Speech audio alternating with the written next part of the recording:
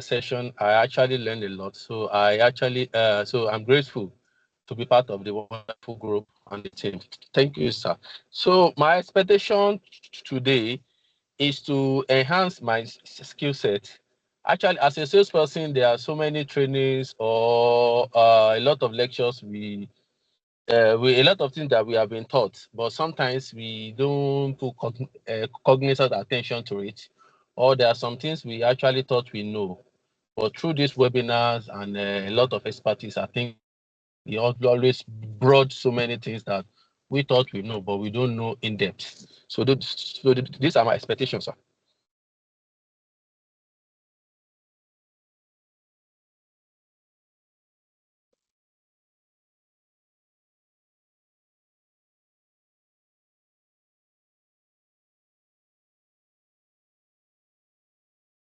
Oh, thank you. Hello. Thank you very much, Mr.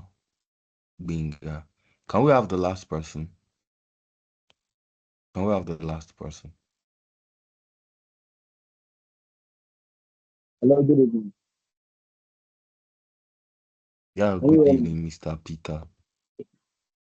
Yes, Yeah, you're this place audible, is sir. somehow noisy. Noisy, but please just permit me to say this. This is the first time I've joined this webinar, and I really believe that this webinar will add more value to what I have known before. That is why I'm joining. Considering that since I've joined the group, I've been gaining a lot from the group, and I know that in the webinar again, I will gain a lot today. Thank you. You're welcome. Thank you very, very much. Thank you very much. Thank you so much. We are grateful. So, just a few minutes. I would like you to know that our speaker is actually ready for today. And I will tell you one truth. He's someone that I respect like so much, and he's one of my mentor during my undergraduate days. I would like you to know that he's a seasoned professional. He's a sound man of God. Truth be told, you know, during our undergraduate days, I have to tell you the truth. I had to be my pastor then, you know, and till yet, it's still someone that I reckon with in his professional life. I want you to know that he's a blessed man. To be told, I need to tell you that truth. He's a blessed man, right? He's someone that is very sound.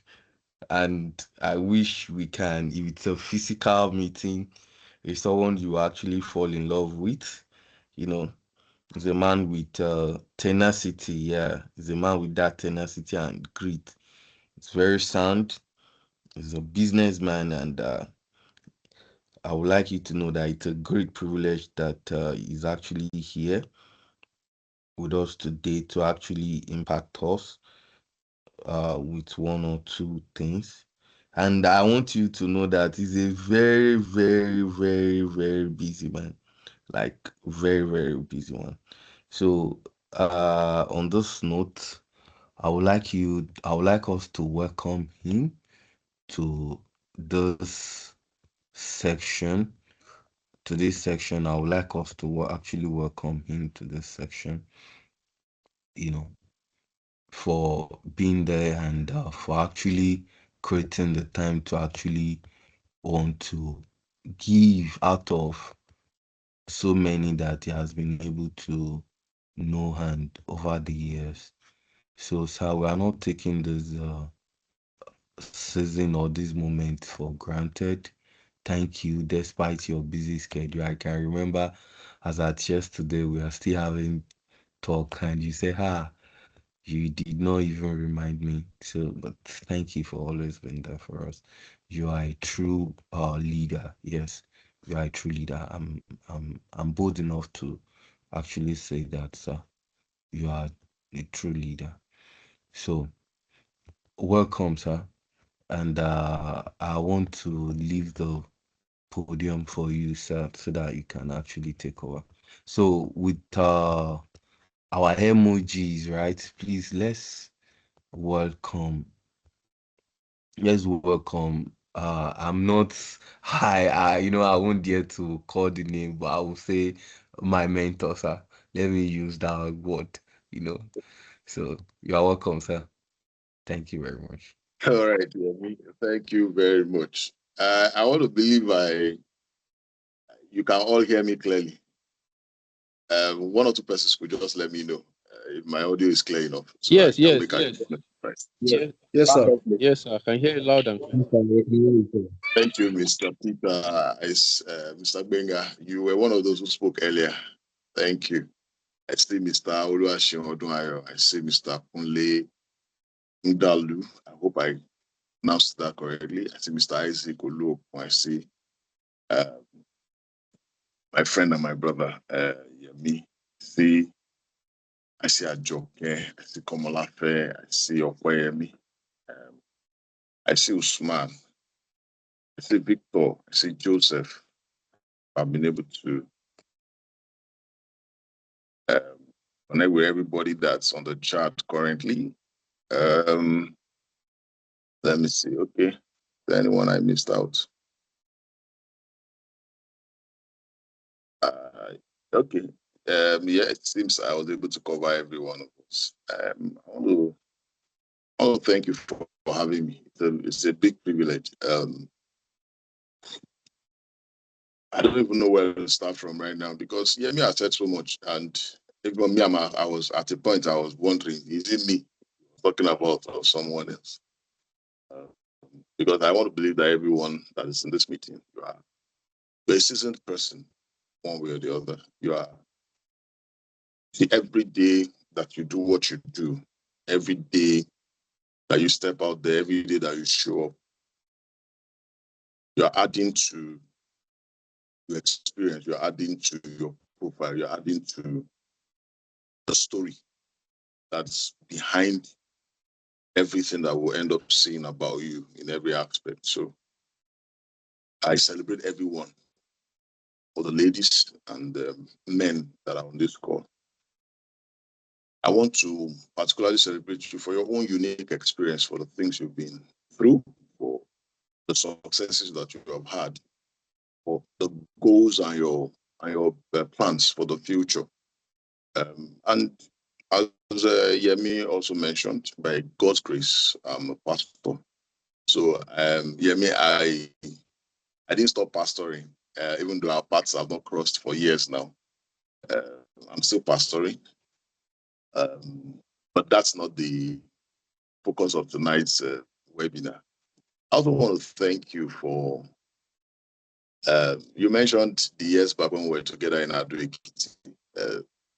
It's one, you only mentioned the part of the relationship, part where I was the mentor, but you also know that a leader who has no follower is just taking a stroll. I'm sure you know that. When you are leading and there's nobody following, my brother, check around, you're just strolling. To have you as someone who could also listen to some of my very simple talk and all of that was also a blessing. And there's no relationship that I do not benefits from. None at all. I can say it boldly. The God factor is 100% behind where I am today in terms of how I've been able to, how far I've come in life. But he has done it through the instrumentality of relationship. Put it in any way. I hear things like self-made men. I hear things like he did it all by himself. There's no self-made man, if you ask me.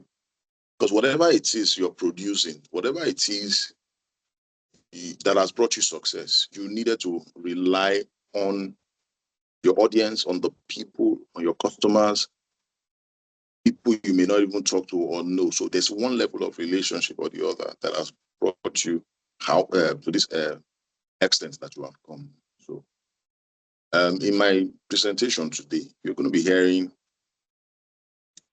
a whole lot about how to mine your relationships, how to take advantage And when I'm talking about take advantage, I'm not talking about exploitation. I'm not talking about using people and loving things. There are people who use people and love things rather than use things and love people. When I'm talking about love, I am not just simply talking about the emotional aspect alone. I'm talking about the decision to make a relationship work for you and for you to also invest in those relationships. So I have taken this time to actually give us a kind of background to the person you'll probably be listening to. We could sit here and begin to talk about what achievements here and there that we have had academically, in the church, in all spheres of life. But every one of us here, at one stage or the other, you also look at things that you have done. You look at your certificates, and you have also come far. So if you are here and you're feeling you're not where you want to be, you're feeling you could have done more, let me come here today to first of all tell you that you need to celebrate where you are right now.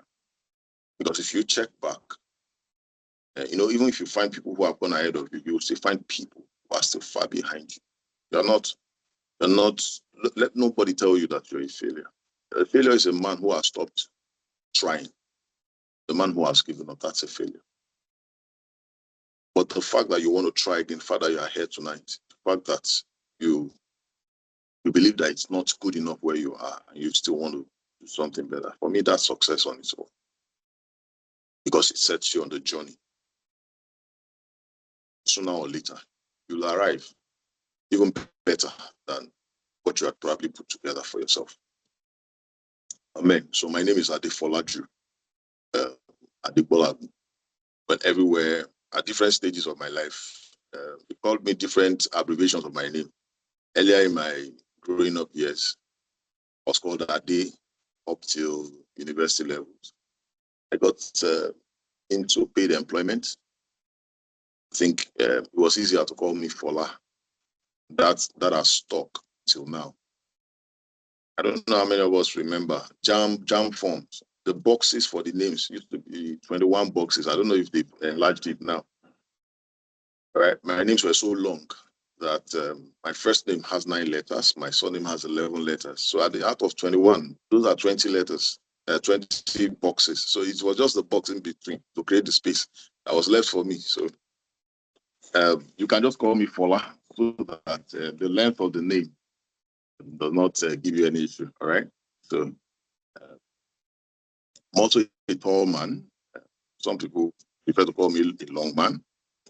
And I remember that there's a publisher that's called Longman. So if you call me Longman, I don't see it as an insult. I'm glad to bear a name similar to popular publishers. It's a great one. All said and done. I also want to take it from when Yemi was talking about people's expectation.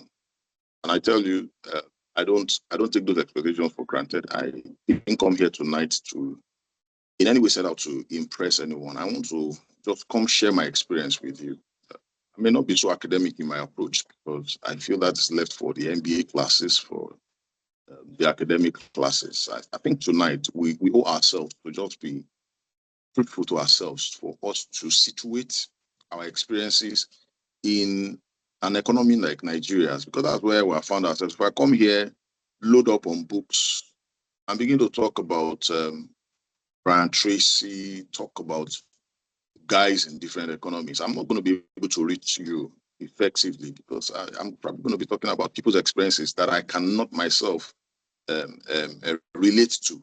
You understand? Because they basically were taught, the books will tell us about how, most of the illustrations, you go through the books, are illustration of the economies where they were operating. So I think it's important for us to be able to situate these things within our own experience, because if by now you don't realize that Nigeria's kind of economic situation is unique, then if you don't realize that by now, maybe I've just given you a one of the keys that you probably may be missing. Maybe you are applying the wrong strategy. Maybe the universal strategy that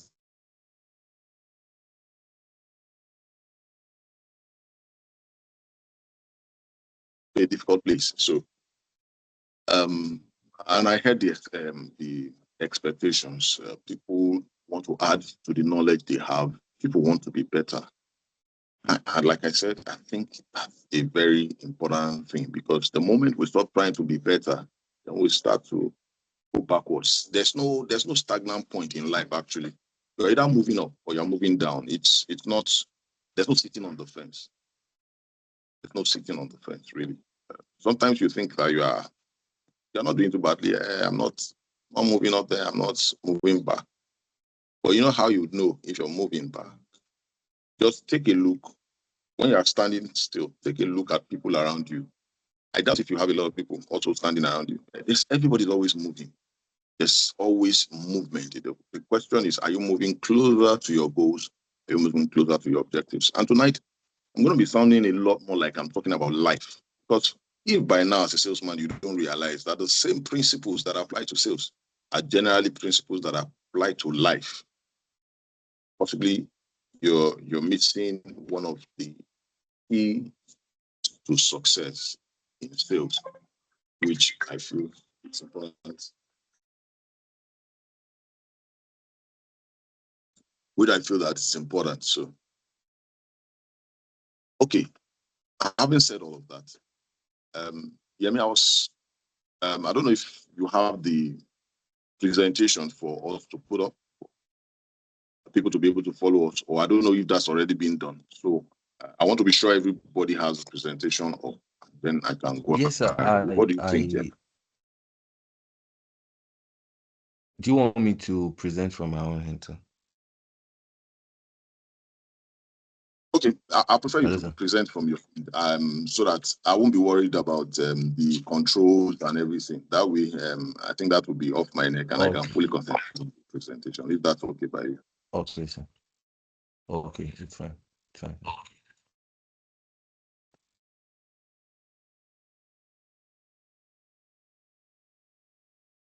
When you have it up, let me know so that I'll take it from there.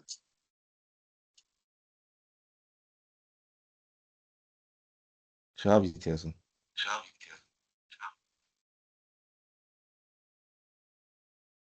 I didn't get it. I've already. Okay, so maybe I should get that feedback for everybody. Are we all able to see the presentation? Yes, sir. Are we able to see what's being Yes, sir. Yeah, at my hand here. Yes. We can. Oh, okay, good. Good.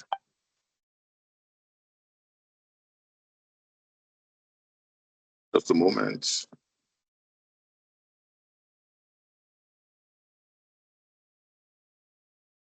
Okay, so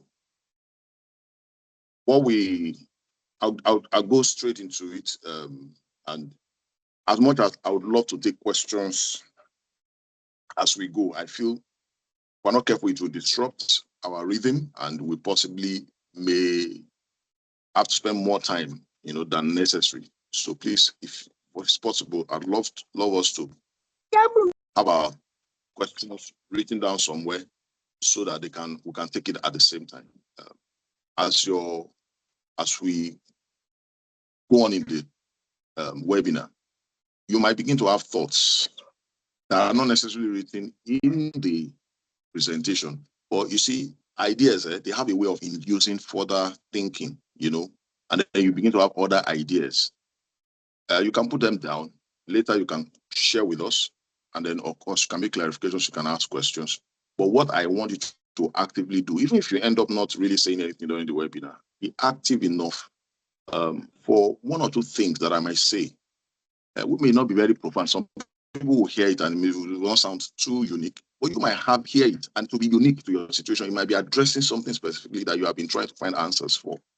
And then it will just click.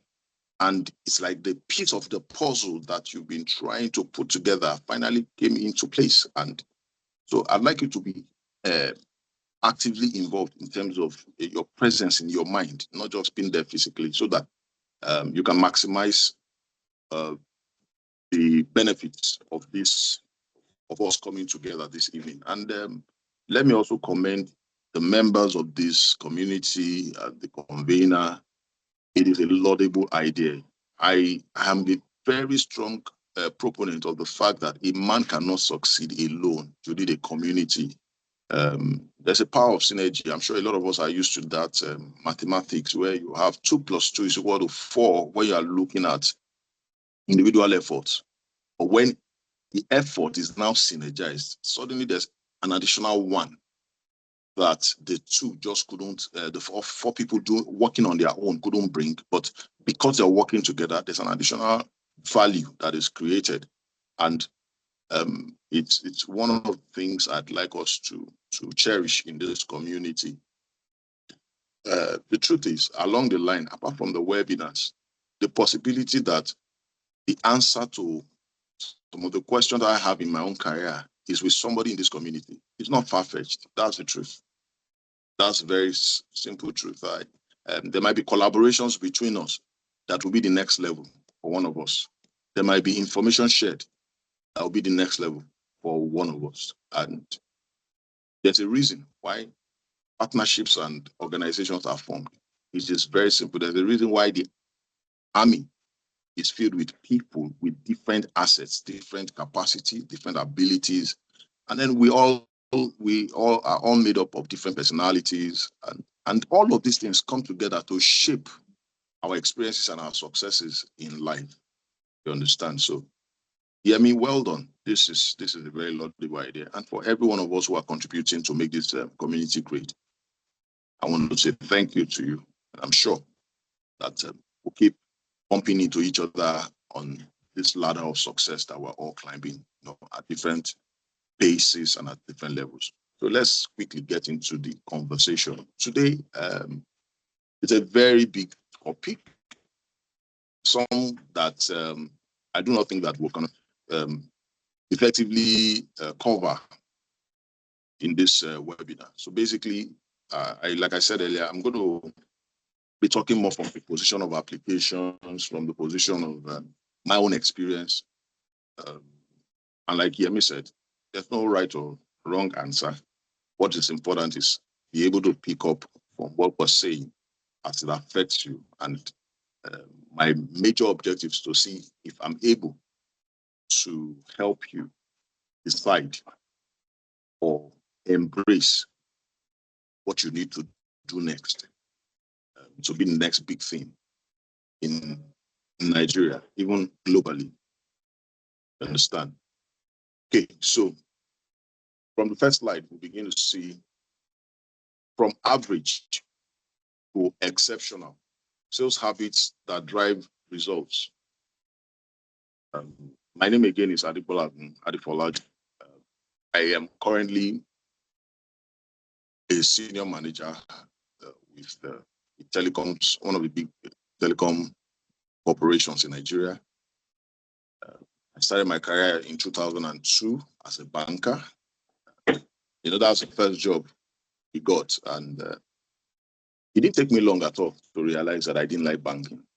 Don't worry, the reasons are very personal. But of course, I put in my best in the period where there had some good times. There were times I won awards as in different categories of measurements, KPI, and so it means that I was doing well. But sometimes somewhere in your heart you have your preference, and God sometimes helps you, makes it easy for you to be able to transition into something you've always loved. And what I've always loved is to be a leader who is able to help people around him to see, to agree, to align, not just to help them see, but to also teach them to align with what God has in mind for them. Sometimes you think you know what you need for yourself, but when you have a special relationship with your creator, and that's why I was talking about relationship earlier, you end up finding out that there's something bigger, there's something better that he has in mind for you. Imagine if, for those who, I'm a Christian, I'm a believer, so maybe there are people here who would also know this experience, maybe from your interactions with your Bible. Peter who became the lead apostle after Jesus rose up from the grave and was no longer available physically on the earth. If Peter had chosen a different profession, anyway, he actually did that. He was a very great fisherman, but he didn't. His global reputation wasn't built on being a fisherman. It was built on being a disciple. Jesus. That's then also there's a place in the book of Jeremiah where there was a word that was already said to Jeremiah. Jeremiah was still in his mother's womb when God said to him, I've chosen you to be a prophet.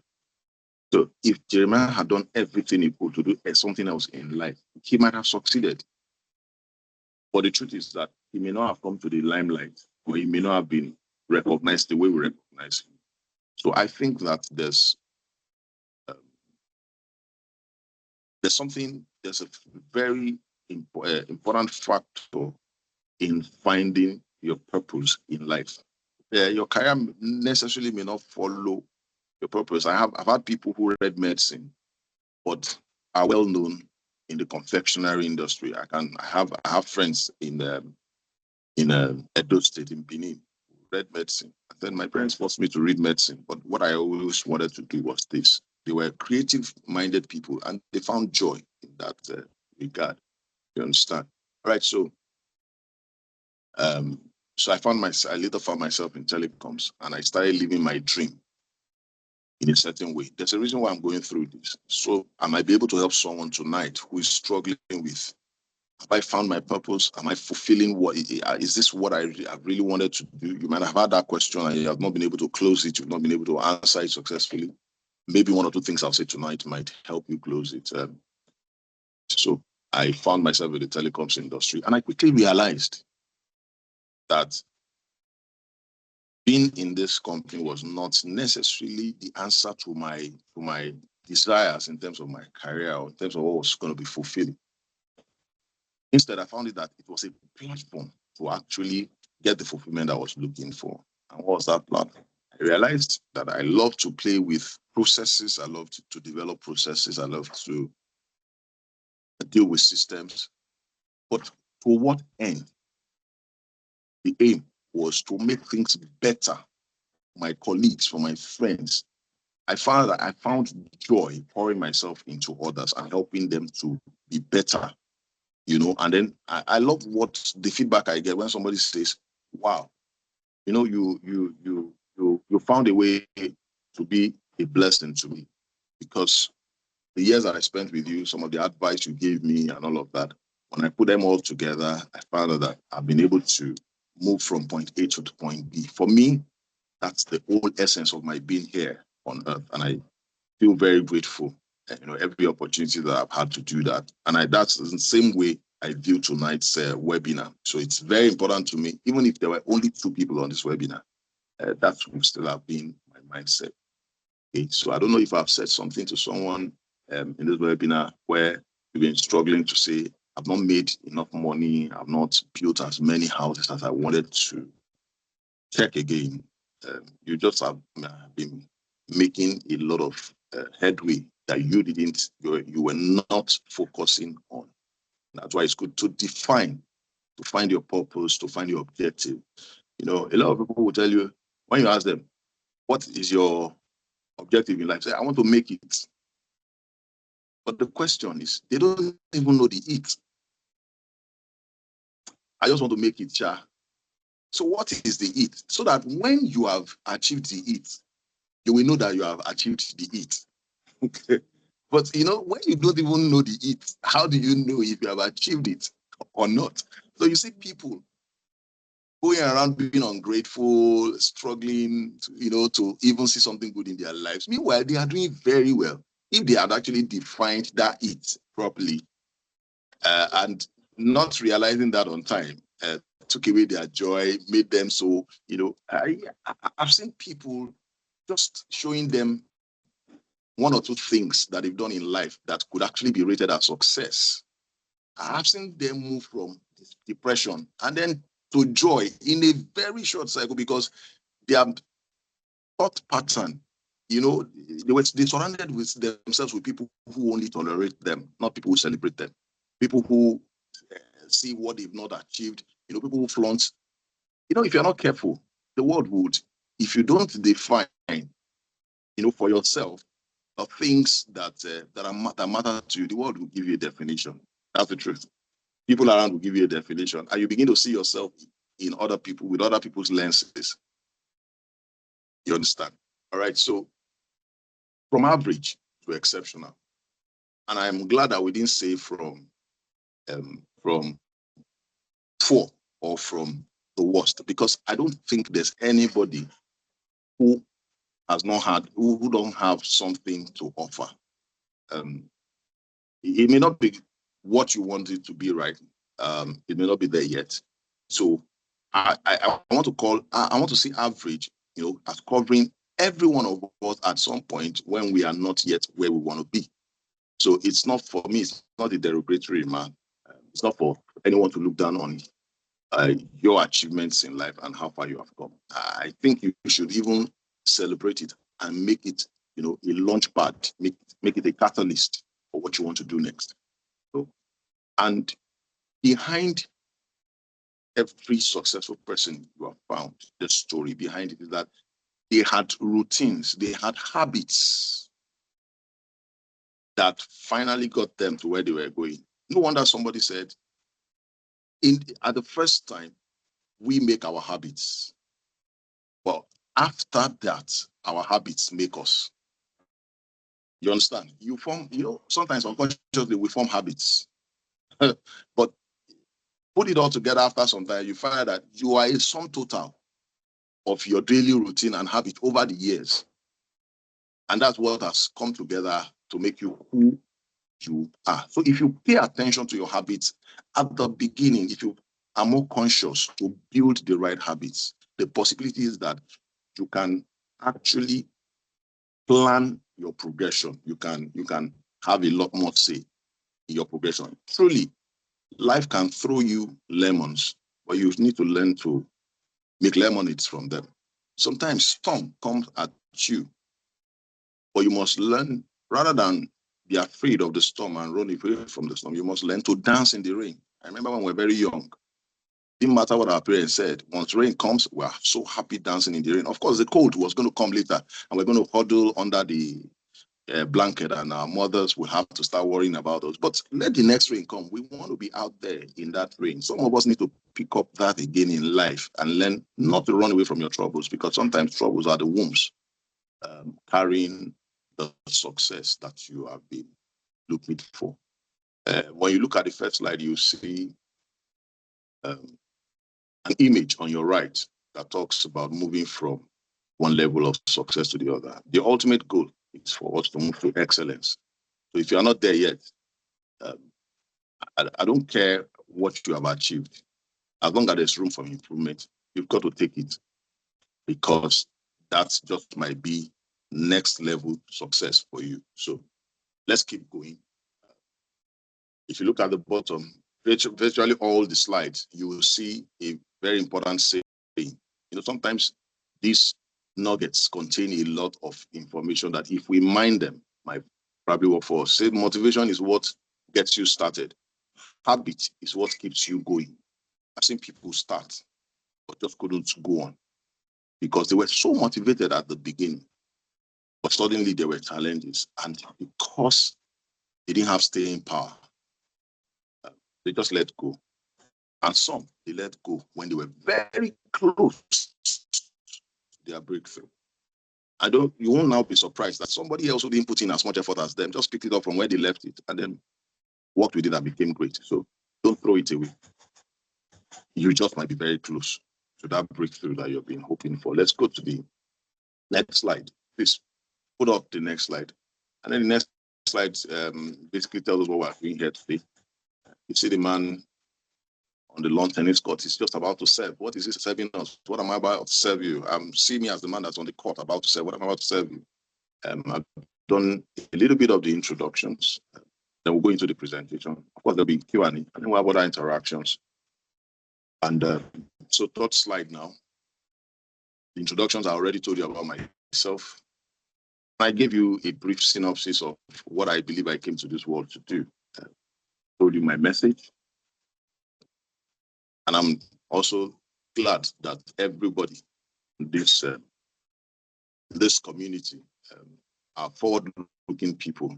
And that's why I believe you are here. So I also told you my major objective tonight is to see how I'll be able to encourage you. If you are doing very well right now, I don't know, maybe you've been the best in your organization for some time. Do you know that there's another level, there's something bigger, there's something better? I don't know if I'll be able to encourage you to go further. Because as we will see later, only those who dare to go further, maybe beyond what any other person has gone, they are the only ones who can decide how far anybody can go. You can't decide for me how far you can go if you have not gone beyond where I've gone before. You understand? Okay, so I just want to encourage everybody that there's something better out there than what you already have. And from the introductions, you also see that I have a footnote there that says, before you deliver your message, you must deliver yourself. You are the first message. You are the most important message that you are delivering. That sales, that quota, that target, it's not as important as you. Because if you don't work, nothing else around you will work. Everything else is like a tool, an asset that is meant to get you to where you're going. Your salary is an asset. Don't see it as an end, because some of us think that that salary, as much as it is not enough, if you let me just chip this in, if you eat everything, then you are not providing yourself with feed for tomorrow. You are basically eating bread. And the portion of my Bible that says that God provides seed for the sower and bread for the eater. God will continue to provide for you, but you might not live the level of a bread eater. So don't complain when those who are able to keep seed are able to sow and also able to eat. Because I realize that if you can just become the sower, you'll be able to sow and you also be able to get the benefit of the bread eater. But the bread eater finishes his everything and is not able to sow, and he has to depend on the man who sows. So you are as important, much more important than whatever strategy or plan you can put in place. Because if you don't work, then your plans and strategy will not work. So let's go straight into the presentation. That's slide 4. And you see a picture there of a lady who was about to serve. The game is about to begin. Don't forget your success. It's my strategy. Let's bring that strategy into reality. That's what they say in corporate tagline. So I will feel happy tonight if I'm able to get you to move along with me to the next level. And that's what we're doing. So it always starts with the mind. The mindset thing. Whatever we end up achieving in this life is always a mindset thing. If you say to yourself that you can't do it, your system will react to it. And you will find out that you're actually fulfilling what your mind has conceived and what your mouth, has delivered. But when you say to yourself that this is going to be different, all the factors, both internal and external, begin to work in that direction. So it's very important. When they tell us, say positive things to yourself, they're not just trying to make you feel good. There's a way we've been fashioned that the words and our thinking pattern end up affecting our outcomes. It's a very clear, you can read up on this from different, I don't have so much time to go into that. But what we are doing tonight is simply to identify what is an average mindset and then see the exceptional mindset and then look at the habit that is meant to take us from the average mindset to the exceptional mindset. That way, it makes our journey clear. We have clarity, because clarity is very important in life. Clarity is extremely important. If you don't have clarity, your decisions will be muddled up. You understand? So we just simply look at what an average mindset is in terms of sales. Don't forget that we're looking at moving from average to exceptional. We're trying to build sales habits that drive results. And one of the keywords that we have used is movement. How long it takes to make that movement depends on you. That's why I've told you, if you don't work, if you don't make it work, other things will not work. I give you an example, which is very easy. You have a super machine. God bless you, and you were able to buy a big car. But if you don't know the functionality of the car, and all your ideas were built around how manual cars, back maybe 10, 20 years back, work, you are going to be driving that car like you drive a manual car. It's just like Nigerians generally. You see a lot of people carry iPhone 17, carry Samsung's S26. Meanwhile, they don't use more than 10 to 15% of the functionality of that phone. Meanwhile, what they are carrying in their hands is a super computer that can do a whole lot for them. But because of limited knowledge and their readiness to apply themselves to understand. Many times when I buy a new phone, I'm always so fascinated with it that I will put up the internet on the phone. Some people cannot use their phone without data. Sometimes what I do in my spare time, I will put up the data, maybe because I'm in telecoms anyway. I'll put up the data and go through the phone and see what is fascinating about it without my data and see how it can excite me without my data. And what I'm doing in the process, I'm getting used to my trade of the tools. Tools of the trade, I meant to say. And there are people who you need, first of all, before you even get into the market, it's like you not sharpening your tools, not knowing how your tools work. And then you want to go to the marketplace to fight. The marketplace is not where you begin to just develop yourself or begin to understand your tool. You understand your tool at home. Marketplace is brutal. My brother, my sister, it's brutal. It's you without you knowing it, things will just happen. Government legislation will change. Global economy will change. Who foresaw? Some people didn't foresee this challenge in the Strait of Hormuz between, this issue between US and Iran. And it has affected the global shipping lane, and it has affected a whole lot of economy. There's hardly any economy that has not been disrupted by this challenge between Iran and US. I'm sure a lot of us can relate to it. That's the truth. If you're not careful, some people's businesses will close, while it will present a new opportunity for some people's businesses to grow.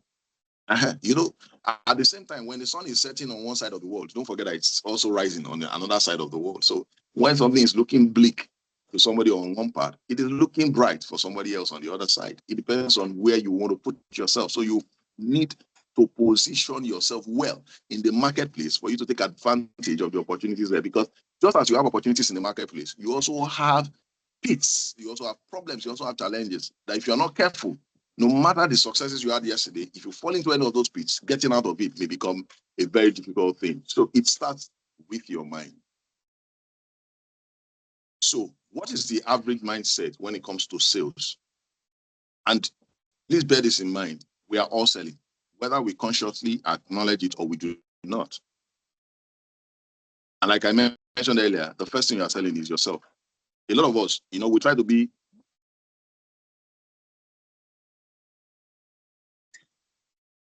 Okay. I don't know. Can we still hear? Am I still audible? Can you still hear me? I lost my network briefly there. I don't know if I can get any feedback from anyone. Yes. Am I still audible? Yes, I can hear you. So, thank you, sir.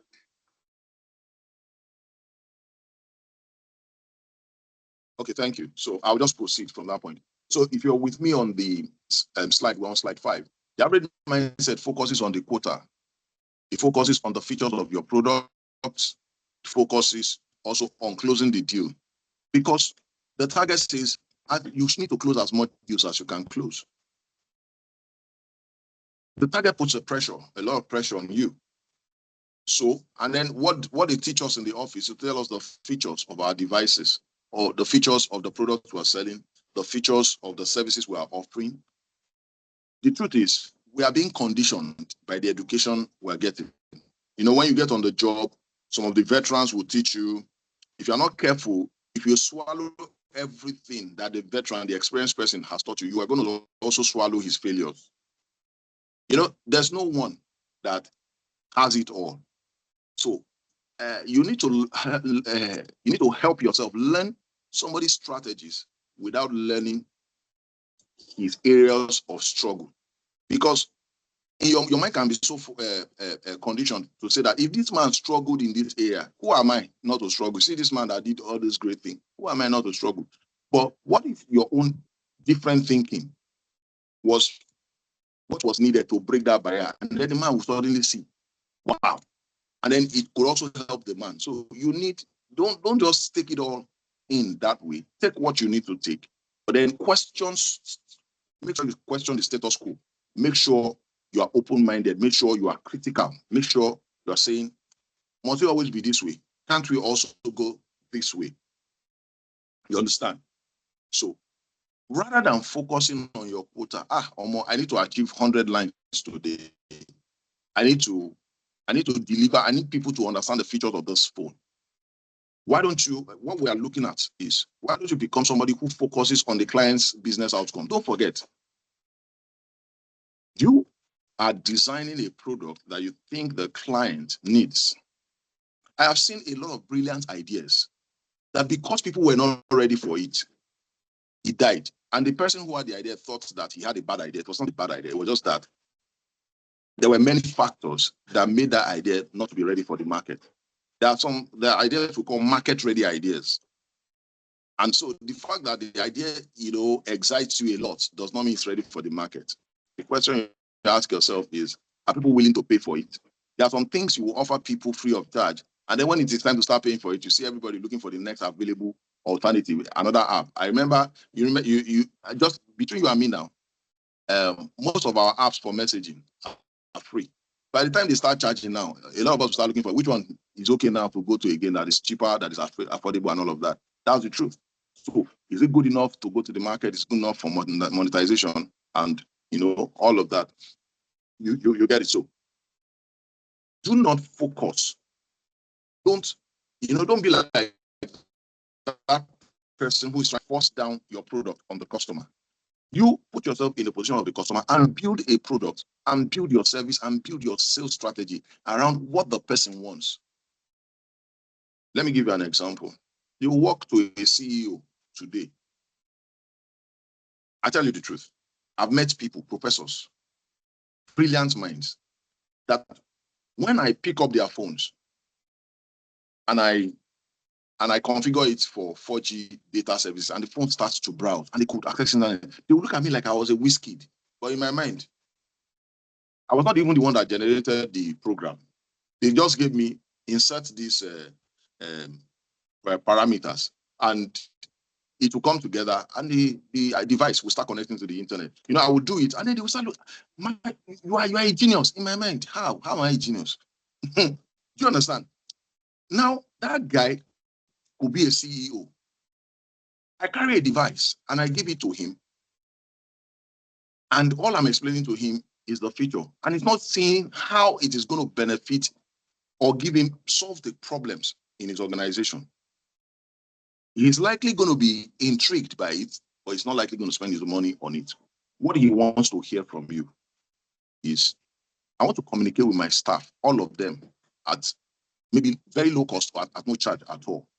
How can I get to do this? You are giving me a phone that is expensive. Am I going to be able to communicate with them? You are not selling the right product. What that guy is looking for, maybe, is what we call CUG, closed user group. Closed user group, I'm going to be talking from my own viewpoint, but please relate it to your own industry. So most of the time, I didn't learn this on time. I remember when I started my career in sales, in telecoms, we would just go there. We had this proposal that one of the senior people who had been successful gave to us, and in our mind, that was the best proposal, because if it's coming from Mr. So who have been able to deliver this kind of result, not minding, not forgetting that when this man started making waves, that was when telecom started. So there was a lot of goodwill he had leverage on new customers coming in easily themselves. But we were now at the point where the market had plateaued, where the market had gotten to the point where people had alternatives. So his own strategy then that worked with, when the market was fresh, is not necessarily what is going to work now. So we simply took the proposal, hook, line, and sinker, and then we will take it to the market, and then we'll come back and we'll say, why are we not having the same success as this man? And then we'll talk to the man will tell us, we are not trying enough. You are not trying enough. You are not trying enough. And that's how a lot of us are. You go back to your office because the figures are not adding up for you. You say you are not trying enough, and you are very dejected and you are very unhappy. It's because you are trying to write somebody else's story as yours. It's because you have not be bold enough to write your own story. Don't forget, the organization you are working for may be several years old, and they already have a story. They are already succeeding in one way or the other. You may be struggling. The organization may not be struggling. So I need you to understand that as the organization is writing its own corporate story, you are writing your story. After 5 years in an organization, when they put your numbers together, because sometimes you forget that they may not remember your face again, but they will remember your numbers. Sometimes we are not more than numbers to organizations. I'm being sincere with you. So you ask yourself, what will my numbers be when they review it? After I've left that place, what will people say about me? Would they remember me as a guru, or would they remember me as somebody who struggled? You need to understand that the story is specifically yours. Your line manager may not like you, and all of those things. It's just like when we're in the university. You remember now, anybody that scores below 2-1, they will say, "Got for me in here," and that's what they gave me. But when you do 2-1 and first class, say, you understand the difference. I got this. When it's good, you are the one who got it. But when it is lower, they gave you. But whether you like it or not, that certificate sums up all your time. Maybe you were sick during your exam. Nobody remembers because it's not written on the certificate. The certificate just says that you didn't get 1, and that's it. Everybody looks at you when you go to look for work. Everybody categorizes you with the Olodo uprising. If I can, use that term. So I'm just basically trying to say to you, it's your story you are writing. You need to have it. Don't let anybody write it for you, because nobody can write it like you will write it for yourself. I'm saying it to you, today. So what is the habit that will bridge the gap between the average mindset and the exceptional mindset? You need to shift your mind from what can I sell, which kind of product can I sell, to what problem can I solve? How can I solve this for this man? So if you are not the type that listens carefully to understand people's needs, you will not be able to sort out their issues. You understand? How can I solve this? In every interaction, how can I sort this person out? Maybe you have even been able to sell products to a particular customer who has come to trust you for a while. You're asking, how do I increase my sales with this person? Then you cannot continue to use the same strategy. You need to begin to understand, how old is this person? Because your need as a 60-year-old man is not your need as a 30-year-old. When you are 30, you are looking for the best cars. When you are 60 years old, you are looking at your legacy. You cannot sell the same product to both men. They are not going to be listening to you. I know a professor that said, I am tired of using Android and all of that. Sell me a small phone. It's not because the man doesn't have money enough, but he wants to buy a small phone. He wants to use a small phone. So if I insist on selling Android to him, I'm going to lose that customer. I need you to understand that in that. So you must become entrepreneurial in your approach. You must find what works, not just to fix a particular solution to everybody. If you look on the right-hand side of the slide, you will see the fixed mindset versus the growth mindset. The fixed mindset is the average mindset. The growth mindset is the exceptional mindset. The fixed mindset begins to talk about the old days. There was a time Nigeria was good, 1 naira for whatever. But I can tell you that the same way 1 naira was good enough that time is the same way some people could still not buy land that time. You understand? So it works both sides. It means the old days, but the growth mindset lives in the present. Stop living on your past glory. It's time to do something new. You understand? The fixed mindset fears, is always afraid of missing out. But the growth mindset is learning from mistakes and ready to go again. Fixed mindset thinks the rich are evil, but the other guy thinks, let me help other people succeed, and I'll get there too. Always complaining. When you see people who are always complaining, you know the kind of mindset they carry. But the other person, it's not like the thing is not hitting him, but he's rather seeing it as an opportunity. The other fixed mindset never wants to learn. But the other guy, anything at all is an opportunity to learn. No wonder somebody said, it's good to know everything about one thing, and also to know one thing about everything. It's good to know everything about one thing, which is probably your specialty, but you should also know one thing about everything. The guy who has a fixed mindset is afraid of investing in himself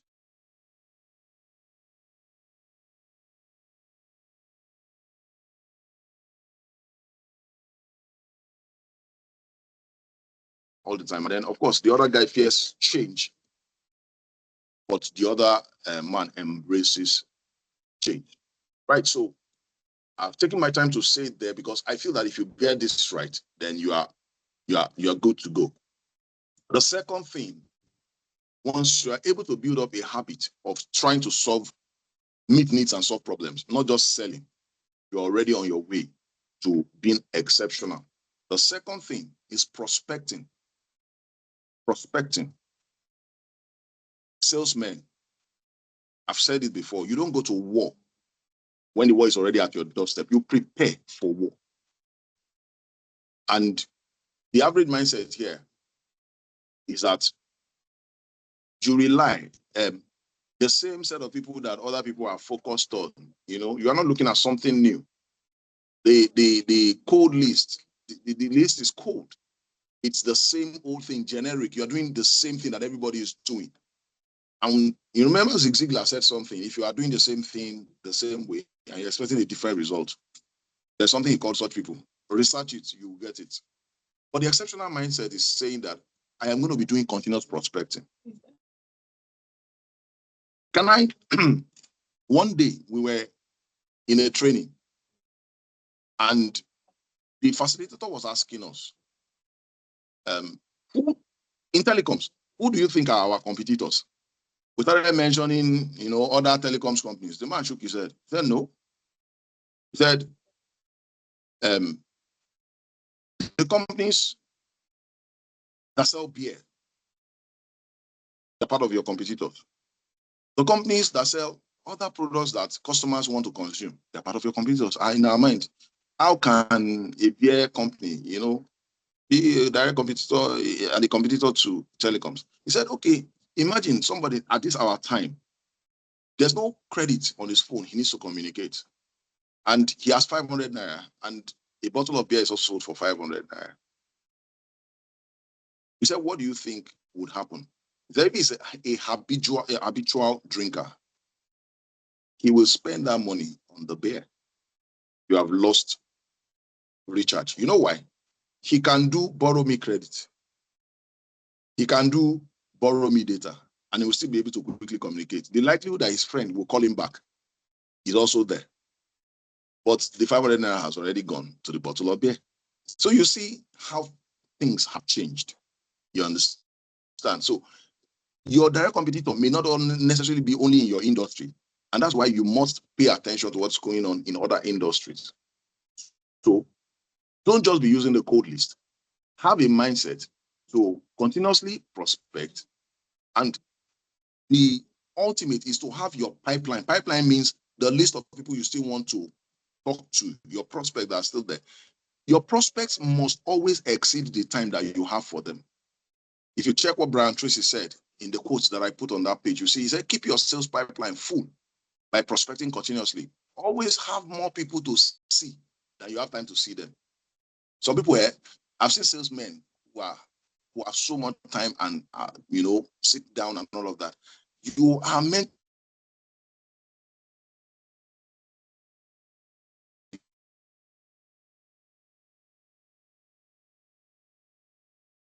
your hand that you have to keep going. That's how it works for the salesman, and that's the habit. So don't spend less than 60 minutes on a daily basis on prospect. I know you are closing the deal. I know you are number one. I know you stay there. Keep prospecting because the people that behind you want to be number one more. That's the truth. So if you don't keep prospecting and making sure that you have fresh opportunities, you might just be preparing yourself for a future that is big. But you know that organization pattern depends on when they are not spending, you will end up seeing somebody else who understood that will go there and get results. I'm telling you the truth. So you need all information that you can gather together, and also you must also rely on the same. Yeah, you can have your generic list. Don't forget, I'm not asking you to dispose of it. I'm saying sure you are not relying on that. We'll talk about shift. We'll talk about prospecting. Number 3, let's really go to preparation. Salesmen, they pitch. What do we mean by pitch? We talk to people. We try to sell the feature of our products to them, hoping that it will match their needs. That's not the best way to go. You ought to become a sales consultant. Let's look at the average mindset. It focuses on getting information. You want to, okay, this company I want to go to, let me see their information on their website. You know, companies will not put very sensitive information on the website. What you have there is very limited. And then you end up delivering, I came to sell to you this phone can jump up or down, it can do this, it can do that. You are selling us the features. You are not selling, you are not telling us whether it meets our needs. And you are taking the same approach. The same thing you are saying to the small and medium scale enterprises is what you are saying to a large corporation that has maybe 10 times the spending ability of such a small firm. You're looking at a one-size-fits-all approach. That's not the way to go. What's the exceptional mindset? To focus on getting the prospect to view you as a consultant, not just a vendor, not just somebody who came to sell. Anytime they have a telecoms challenge or question in their mind, you should be the first person on their mind. If you are not the first person on their mind, the first person on their mind is the person that is taking the sales from you. I'm saying it to you now. Maybe they bought phone from you once, and you could not provide after sales, you could not provide knowledge and all of those things. They won't come to you. They will come to the person who can provide that information to them. That's why I say in that slide, if you look at the T.S. Eliot says that only those who will risk going too far can possibly find out how far you can go. Be ready to go the extra mile for your customer. Be ready to research. Be ready to find information for your customer. Be prepared. The customer can fire questions at you that you didn't imagine. In fact, let me say it to you. You know you are on your best level when you are able to tell a customer a need that the customer has, but he didn't realize he had a need for it yet, a future need. Sir, the way your company is growing, you have 3 branches and 4. You may need to do this and this. And then the man say, wow, I've not even thought about that. And you are saving him money from probably taking a manager that does that for him. That man is ready to invest in you. So you have moved from pitching to consulting.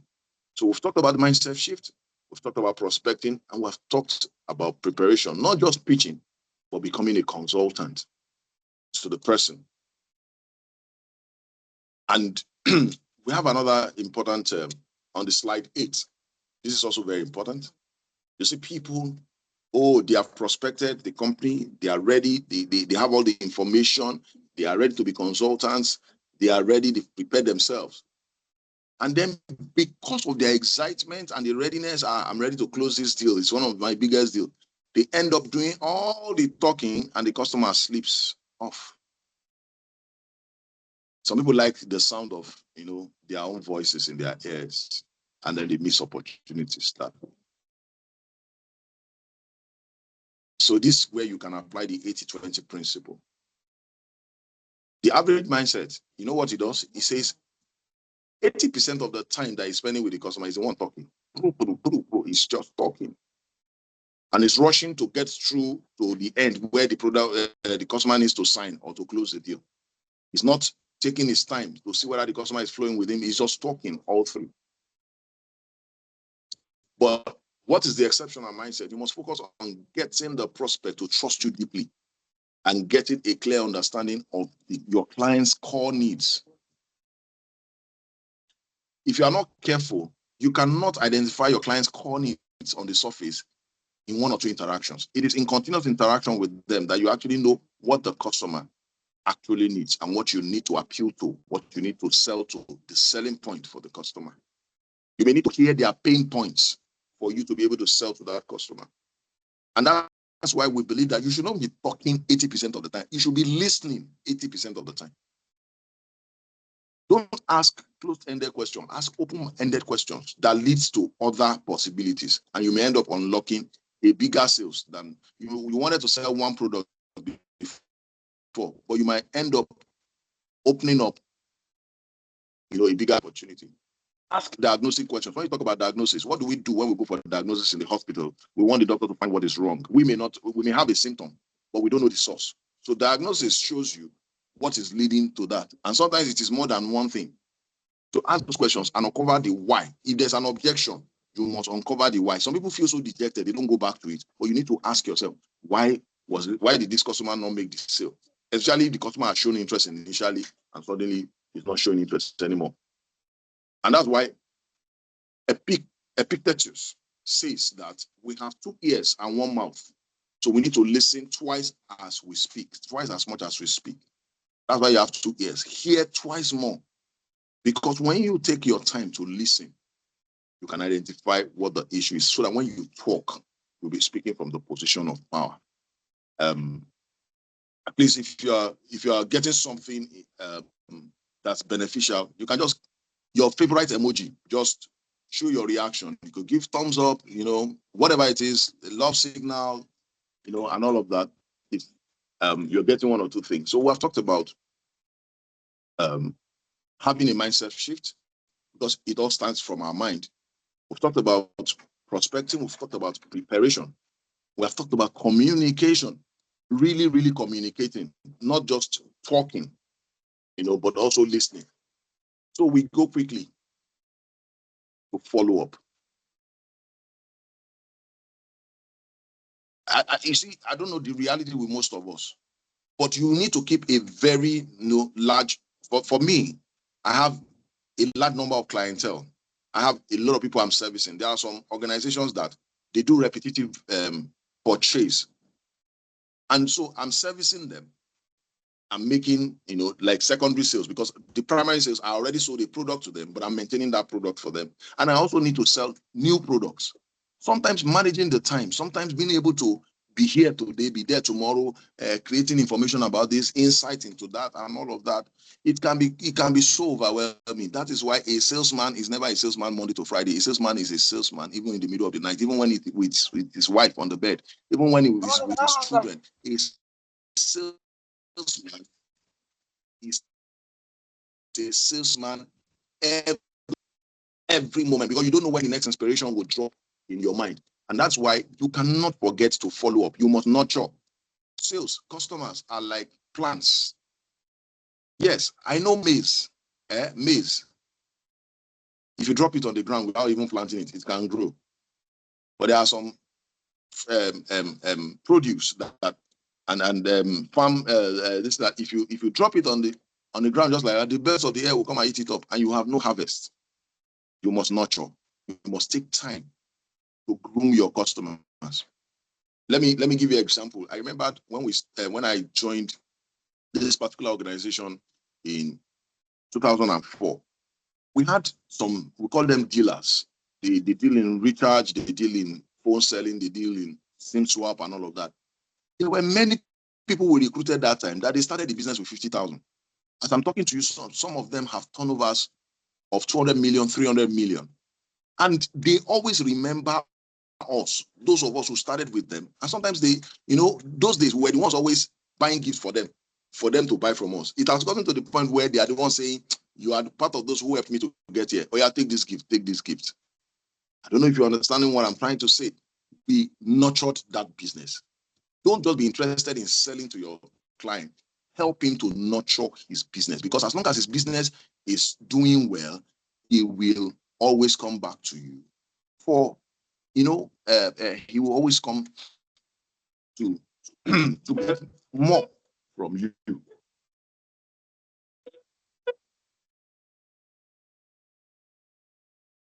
All right.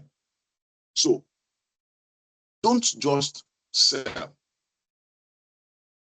Some people only remember to follow up when they want to close a sale. After they close the sale, they forget the customer. The customer is having a birthday, they forget. You think it's because the bank loves you that they send you a message on your birthday. Forget about it. Nobody even remembers your face. Nobody even knows you like that in the bank. They've automated it. but they are trying to show that they are part of your life. I've seen people so emotional. So this bank, they remember my birthday. Nah, lie. Nah, marketing gimmick. It's just for you to bring more deposits to the bank. So you must learn to engage with your customers at that level. I've seen people, can you imagine this bank? They forgot my birthday. They didn't even send me a message. I'm withdrawing my money tomorrow. Emotional decision that has nothing to do with investment or whatever, but just because they forgot their birthdays. They are, sometimes customers are like women. How many people know that when you forget a woman's birthday, I hope my wife is not listening to me. When you forget a woman's birthday, you're in trouble. The meat in your food will reduce by 1, if there's any meat at all. The birthdays are very important to them. It's the same way that we deal with our customers. They engage emotionally sometimes. You understand? I have seen a man, he came to our office, and there's, most of the ladies at our front desk, they are very beautiful ladies. And because he wanted to impress the lady, he's been talking to the girl is not listening. The girl is saying to him, Baba, you are old now. He ordered for Fold 7, a phone that he has not even been able to use, a Techno phone. He ordered Samsung Fold 7. Now, when it was time to use the phone, that was when the man almost totally messed himself up. All the accessories that comes with it. In fact, you have to be asking questions. You have the electronic pen that comes with some of these devices. The man didn't know what to do with it. In fact, he just removed it, put it in his pocket. The girl had to be telling, don't you know, sir, that's what you're supposed to be using? Say, what I'm just trying to say is that the man made an emotional decision. He was trying to impress a girl. That's why he bought that product. Sometimes the customer's decision to buy a product may not be very logical. But when you have identified the buying reason behind it, you'll be able to make your sales to that customer. So you must follow up with relevant industry articles, case studies, helpful insights. You might call up a company, Baba, sir, those foams, if you are in the business of selling foams that we sold to you, sir, the cost may be going up, but federal government is about to increase the tariff on bringing foams to Nigeria. Why don't you buy more now so that you can make more money? You have just heard an information and you have been able to help his business. In helping his business, you have helped your own business. That's why you must stay relevant and have all this information at your fingertips, right? And that's why I said, to build a long-term successful enterprise, when you don't close a sale, don't see, sometimes when we are not able to close a sale, we lose everything because we feel bad and then we lose the customer. No, leave that relationship with that customer, don't close it.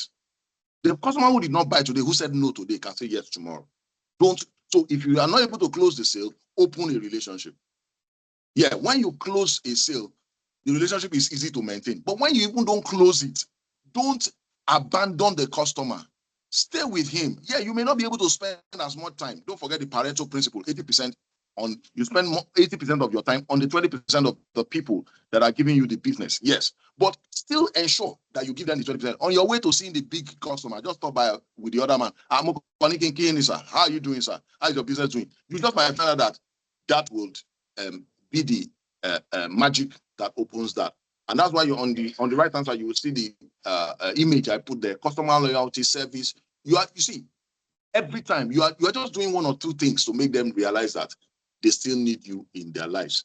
And we're going very close to the end. You must continue to learn.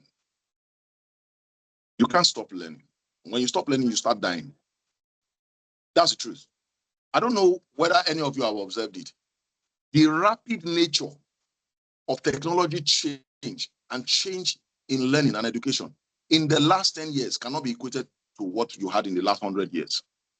Back in those years, the professors can still teach us with their notes of 20 years before because nothing much changed. But the way technology has changed everything right now, you cannot so much rely. If you are not careful, you can't rely. Let me give you an example. If you are in the telecoms industry and you are relying on the data of 2 years ago, you're wasting your time. You are going to lose money. These days, new versions of phones come out almost every 3 months. When you are using, you are still settling on is it Spark 50? Before you know it, Spark 60 has come out. Before you know it, I mean, why there's some people they don't buy phones for the functionality, they buy it for class. I know somebody, every time we do S26, S series of Samsung, he must buy. The S26 he bought last year is still very new, but he wants to buy S27. The Fold 7 he's using is great, though. he wants to buy Fold 8. People, there are people like that. The means is not the cost is not the problem for them. You must identify those kind of customers. And that's why you must continue to learn. That's why you cannot be stagnant. A salesman, like I mentioned earlier, knows everything about his sales, but also knows one thing about every other thing. The salesman is committed to lifelong learning. That's why if you see the image on the right, the dice was showing lifelong working. Some people work so hard and try to justify success from the point of working hard. But you can see that man is about to change it to lifelong learning. You cannot stop learning. You cannot stop learning. Your life can only get better when you do something every day to improve your key skill areas, KSA, your key skill areas. These days, you can actually go on Google. You can go on, there are so many courses, unlike those days that if you want, you have to do correspondence, online education or whatever. There are so many free courses, even sometimes with certificates that you can use to enrich yourself. I imagine many of us take so much time scrolling on our phones, Instagram, this, that. But when you have an educational application on your phone, some of you have not opened it for years.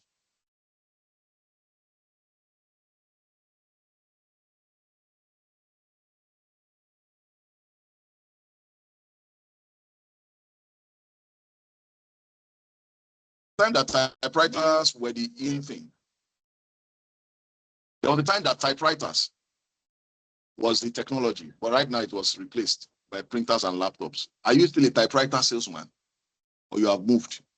It's no longer internet again, it's now AI. Or are you still in the age of internet? It's now AI. And very soon it's going to move from that, because technology is not waiting for anyone. This is where I'm going to bring it to a close. And we can now begin to take questions and answers. Everybody wants to ask, and go ahead and ask. I hope I've not overshot my time. I like to talk a lot. I'm so sorry if I've overshot my time. The floor is open. I believe Mr. Yemi will be coordinating that aspect of it. But what is my parting shot to you? It is that famous quote by Martin Luther King, "I have a dream." In that picture you are seeing, remove Martin Luther King and put yourself there. Do you have a dream? When your dream is still as small as you, when it's all about what I can, the house I want to build, the car I want to buy, then that dream is not big, it's small. You know why? It's something you can easily achieve. But when your dream is bigger than you, and maybe even after you are dead, your dream is still living. How many of you know that some of the foreign companies that are in Nigeria, like PZ, they are the name of companies, name of people, Patis Peterson, Zokonis. Some of these people are already dead, but their names, the companies are still alive. But ask yourself, how many Nigerian companies really live long? Immediately the owner dies, the company dies. Where are the companies of MK Abiola today? Or you have companies from abroad that have been alive, new management, a lot of new generation of people have handled those companies and they are still alive. But what's going on with us? Sometimes we forget that playing the long game is the best. And that's why I say dream big. There are no limitations to how good you can become or how high you can rise, except the limits you place on yourself. You are the one who can place a limit on yourself. And that's Brian Tracy said that.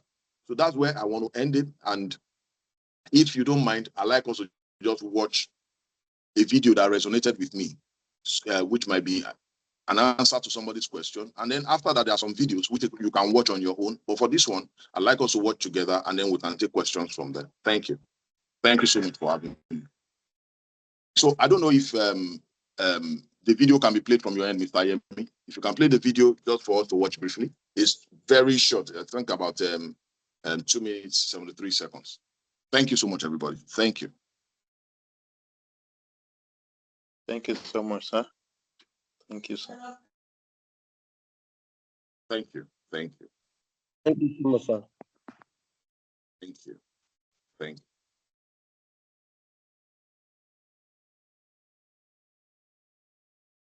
So, Mr. Yemi, are we watching the video so that we can all at least see what's there? And then the other videos, we can watch it on our own. I believe, Mr. Yemi, I believe we are going to be sharing the you have permission from me to share the slides with everybody. Please, it's not no hoarding of information. After all you need to do is pick up your phone and the information is at your fingertips. So please send it to everybody and let them have access to it. Thank you. Yes, definitely. I will definitely do that, sir. So up to you now, sir. All right. Let me play the video, sir.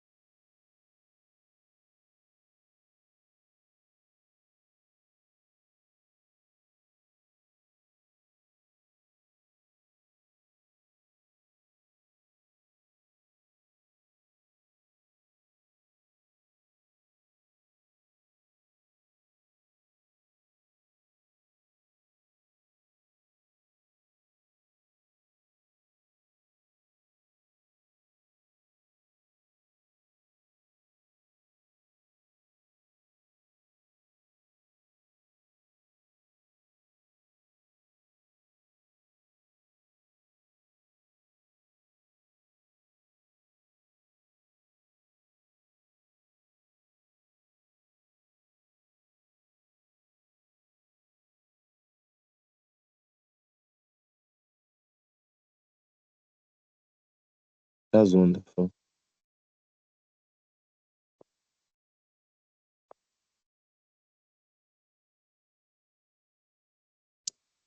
So Mr. Yemi, rather than feel bad that your bicycle is not moving, that video maybe it's is not the playing. setup that's wrong.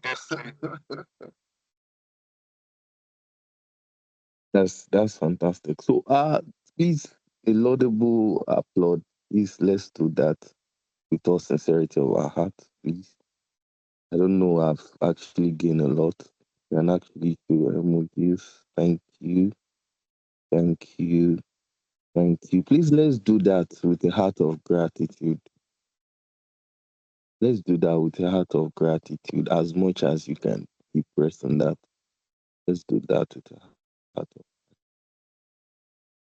thank you so much. Thank you. Like even me as a trainer, I was able to like make some points, jot some points, like thank you so much. Thank you so much. I can't even thank you enough. I can't thank you enough. I can't thank you enough. I don't know if it's the same for anybody here. Please, you can unmute your mic and feel and tell us how you feel right now. The same before we go to the Q&A. If it's the same, if you can actually unmute your mic, just tell us how do you feel after this section. Good evening. Sorry, I joined the webinar so late, but I was able to pick one or two things. Thank you, sir. God bless you. I think from what you have taught us today, I was able to pick something so crucial to me, to my personal life. You know, before now, I work with an organization. I spent 8 years, and I have this fear of the unknown. What am I going to meet leaving this organization? Despite the fact I've built myself around the company, the people I've met, you know, the way we relate, the way we go out, the way we do things, you know, I find it so difficult and it's not making me to grow. But there was a time I sat down on my own and I said, you need to grow, despite the fact that the company has instilled this good salesman responsibility in you. You need to step ahead. If the growth is not coming from in-house, go outside and look for that growth. Well, I took that decision, and I'm making progress. Like I'm doing fine, you know. what I needed from the company. Actually, not that I didn't get it, but maybe it's taking time. I decided to look outside the wall and I got it. And you need to dream big. Then I could remember when my GM came around and he was asking us a question: what is your vision? And within myself, I said, why are you still waiting? And I told him, in the next 1 year, I'm looking myself to be an ASM. And in the next following 2 years, I want to be an RSM. And here I am. It's not even up to a year. And I've gotten that opportunity to be the ASM of another organization, which is fine. So what you have taught us is we should dream big. Don't limit yourself that, okay, this is what you want to achieve. Dream what you feel like, yes, when people see this mindset, they know that you have a lion heart and there's more you can achieve. Thank you very much. God bless you, sir. Thank you so much. That was uplifting. I was writing down notes as you were talking. Thank you, sir. Thank you.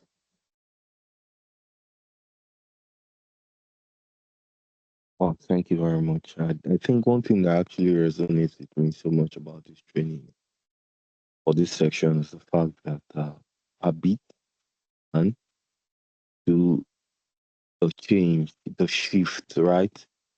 Like you need to shift. The dynamics comes. How ready are you?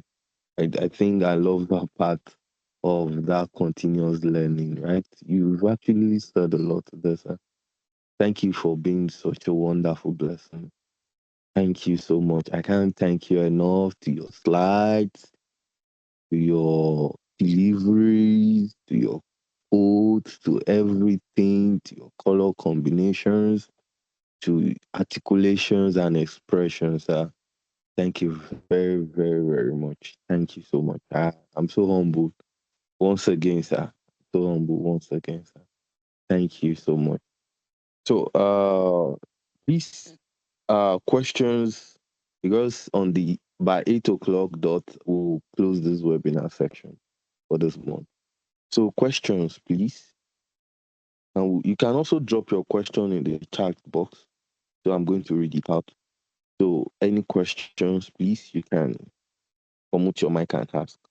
Please raise up your hand. I'll call you. Permit me very shortly, please. Sorry. Please, any question at all, even when we exceed time, people can send it to you, send it to me.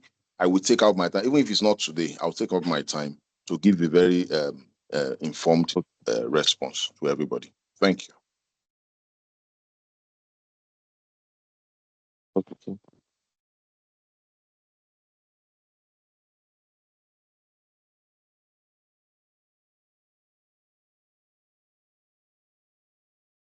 Why not, Edson? Hello, sir. Sorry, hope I'm still audible. Yeah, we can hear you. Yes, you can hear you. All right, thank you. So any question right now, please, you can raise up your hand. Let me take it up from there. If you have any question at this junction.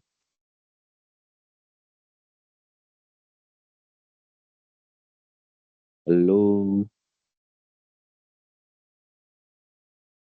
Mr. Emi, sorry, I actually raised up my hand. Okay. All right. Yeah, okay, I can see two people. Okay, Yeah. let's take Mr. Sheyi Thomas, please. You can unmute your mic and let's start from you. Okay. Thank you. Thank you for the opportunity again to talk. My question is just simple. By the narrative, I'm not a salesman by profession, but I fell in love with sales, and I think I'm doing well, and I'm glad.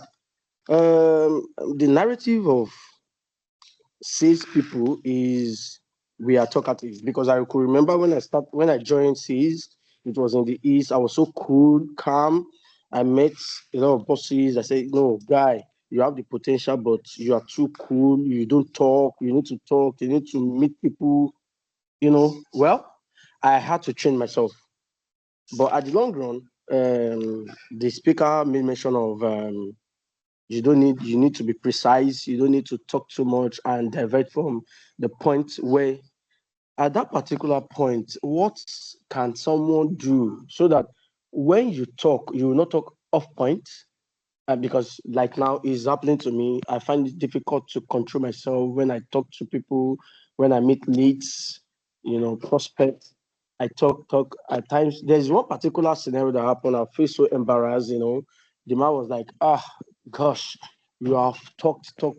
I've had, but I'm not interested in the business. Reason because you are just talking about what you want me to learn, like what you want me to listen to, but you are not telling me the risk factor of it. Well, I made mention of the risk factor. Maybe it wasn't paying cognizance to what I've been saying. So you made mention of that. So I was thinking, okay, how can we control it to barest minimum to achieve the aim of meeting that particular person?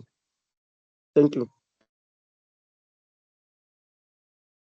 Okay, I hear you clearly, my brother, and I can relate because I've been through that, and it was not easy getting out of it, so I can totally relate. But Mr. Yemi, I don't know if you want me to answer the questions one by one, or you want us to take the questions. Maybe if we are taking three, we take the three, and we can answer all of them at once. So please give us guidance. Yes. Let's take also from Mr. Isaac.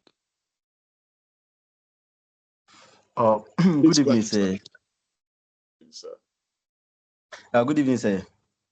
I appreciate the webinar. I'm so much appreciate it, and I have a question that I want to ask.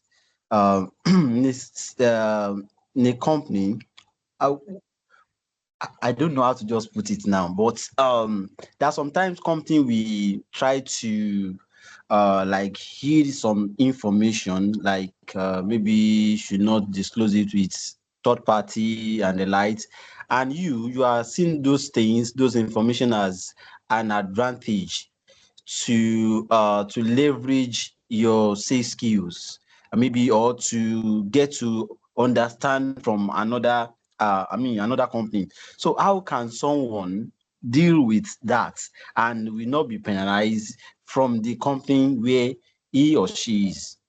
I don't know whether I present the question well. There are questions there's information that your company feels are sensitive information that should not be shared with the client, but you feel that probably sharing that will give you an advantage or help you close your sales. And so you are in a bind. If I disclose this thing, I'll be penalized.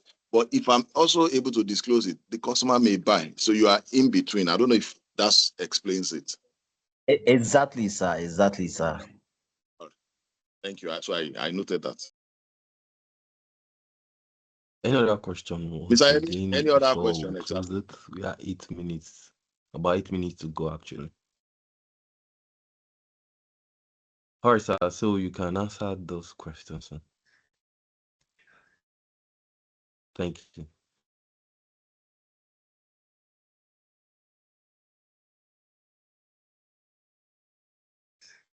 Hello, sir. Sorry, I just lost track of myself a bit. I was trying to take down the questions. Okay. So I'm going to answer you like a man who has been able to. I don't have all the experience. I'm not the best salesman out there. I'm not. Don't see me like a gold standard. Just see me like one of you that's able to. I've been able to go through some things, and at least I think I've arrived at a place that's a lot better than where I was coming from, and I'm still hoping to do much more. So this is not a go-to book. This is not the ABC of it. See it like a pointer, a direction, like you are going somewhere and somebody said, if you follow this place, you might be able to. So at the end of the day, you are still going to find your path yourself, but this is just like a tip in the right direction. So I'll take the first question from that was talking about, I mentioned something earlier. People who have done well in your company, because definitely when people do well, they promote them. The problem that comes with some of these people who are not into continuous learning is that they feel that what they've always done, as it was in the beginning, so it is now, so shall it ever be. I don't know if you have met bosses like that. Fola, what are you trying to do? You're always behaving like you know more than all of us. Is this not how we have been doing it for years and it's been working? And sincerely, between you and me, they seem to have the numbers to prove it. But don't forget that those numbers may also be built on the fact that when they started, the industry may have been different, it may have been easier for them, or what they had then worked for them at that time. And now they've built a long list of clientele that is loyal to them, so that whatever they do, one way or the other, result is coming. And result is the name of the game in sales. I always tell my team, I know a lot of people will tell me, I spend my money, I go the extra mile, I make effort, but at the end of the day, I'm still scoring 60%. My brother, my sister, it is that 60% that is usually the judge from the organization. But are you going to ask yourself a question? The organization has an objective. When you join the organization, you have an objective. The organization has an objective. This is where a lot of us miss it. I've seen people walk away from an organization that they felt was not a good fit. I told you what happened to me at the beginning of my career. My brother, I was looking for a job by all means, and the banking job came. Will I say because I really don't like banking? I will not go there. My brother, I went there and I did it with all of my strength, but yet I was not so fulfilled inside. And I was actively looking. I was not really very desperate because the bank was paying well and I was progressing. I was getting promoted. Within those 2.5 years, I got 3 promotions. So somebody will ask me, are you crazy, this man? Why would you leave such an industry? I was not feeling fulfilled. You understand? In banking, it was more like I was a teller, I was in different department, but you always have to look over your head because somebody may be cooking books and want to use your name. So I was feeling unsafe, at every moment. So that was why I didn't like banking. And immediately this opportunity came, I moved in. So what I'm trying to say is that you will have people who are experienced, whose words you should actually listen to. And I'm not saying you shouldn't listen. Tell you that this is how it is done. But I can say to you that there's no one way of getting results. They found a way. It doesn't mean that their way is the only way. But the only way you'll be able to prove it to them is if you also find a way that makes you have better results or similar results to them. Until you find it, you cannot go and tell them what they're saying to you is wrong. So if they tell you that a lot of talking is it, this is what you need to do. A wise man said, when you are in Rome, you behave like the Romans. It doesn't mean you are a Roman. If you find out, if you go, especially if you are somebody who watch epic movies, you find out that one of the ways by which people defeated their enemies is blending in with the enemy, looking like them, behaving like them, but not necessarily being them. Moses learned in the Bible. I'm sorry, I have to use the example that I'm used to since I'm a pastor. Moses learned the way of the Egyptians for 40 years. He lived in their house. He knew their custom. So the worst person that could fight them was Moses because he already learned. But it didn't mean that when he now had the opportunity to implement his own, he didn't go their way. So what I'm trying to say to you is, it is part of learning to pick what was working from them. So when you have customers that are like their customers who are used to plenty people talking, or more, fire the talking. But when you, as a person, have realized that your strength, because look, your personality is your strength. Now, every personality has its strength and its weakness. If you are a choleric, for instance, you will make decisions easily. But the problem is that you are not an emotional person. So even if somebody else is feeling bad for the decision you made, it doesn't bother you because you are a choleric. But meanwhile, there are some people that are melancholic. They don't make decisions easily. They will think about the right, they will think about the left. In fact, those are the kind of people that if they want to cross the road there, they will look right, left, up, down, under, middle, everywhere before they cross the road. Now, it does not mean that the person who is melancholic and takes time to make decision is at a disadvantage. No, the person just needs to know how to apply what he or she has. So I'm saying to you, my brother, when you have clients that require a lot of talking, switch to it. But let it be your advantage that your other bosses may not have. That when you have clients that are not interested in talking but want to see demonstration, you are also able to switch. So you must develop yourself to be flexible enough not to write your story completely in the way they have described. You must be strong enough to be able to implement what they have said in the areas where it will work, because you cannot totally throw it away, but you must also be able to say to yourself, this is my strength. I can identify these customers' issues without really talking too much. I can show the customer that I'm willing to listen. And for customers who appreciate those kind of things, you will get the kind of sales that you need to get. And when you are now succeeding, when you're now able to piece this together, you are succeeding, people will begin to look at your way as also another way to get to where they're going. So for you, my brother, you're actually a trailblazer. Don't look down on yourself that, yeah, you had a bad experience with that customer who said you talked too much, you didn't talk about the risk. You have learned something. When you have customers like that tomorrow, you will not make the same mistakes. That's the beautiful part.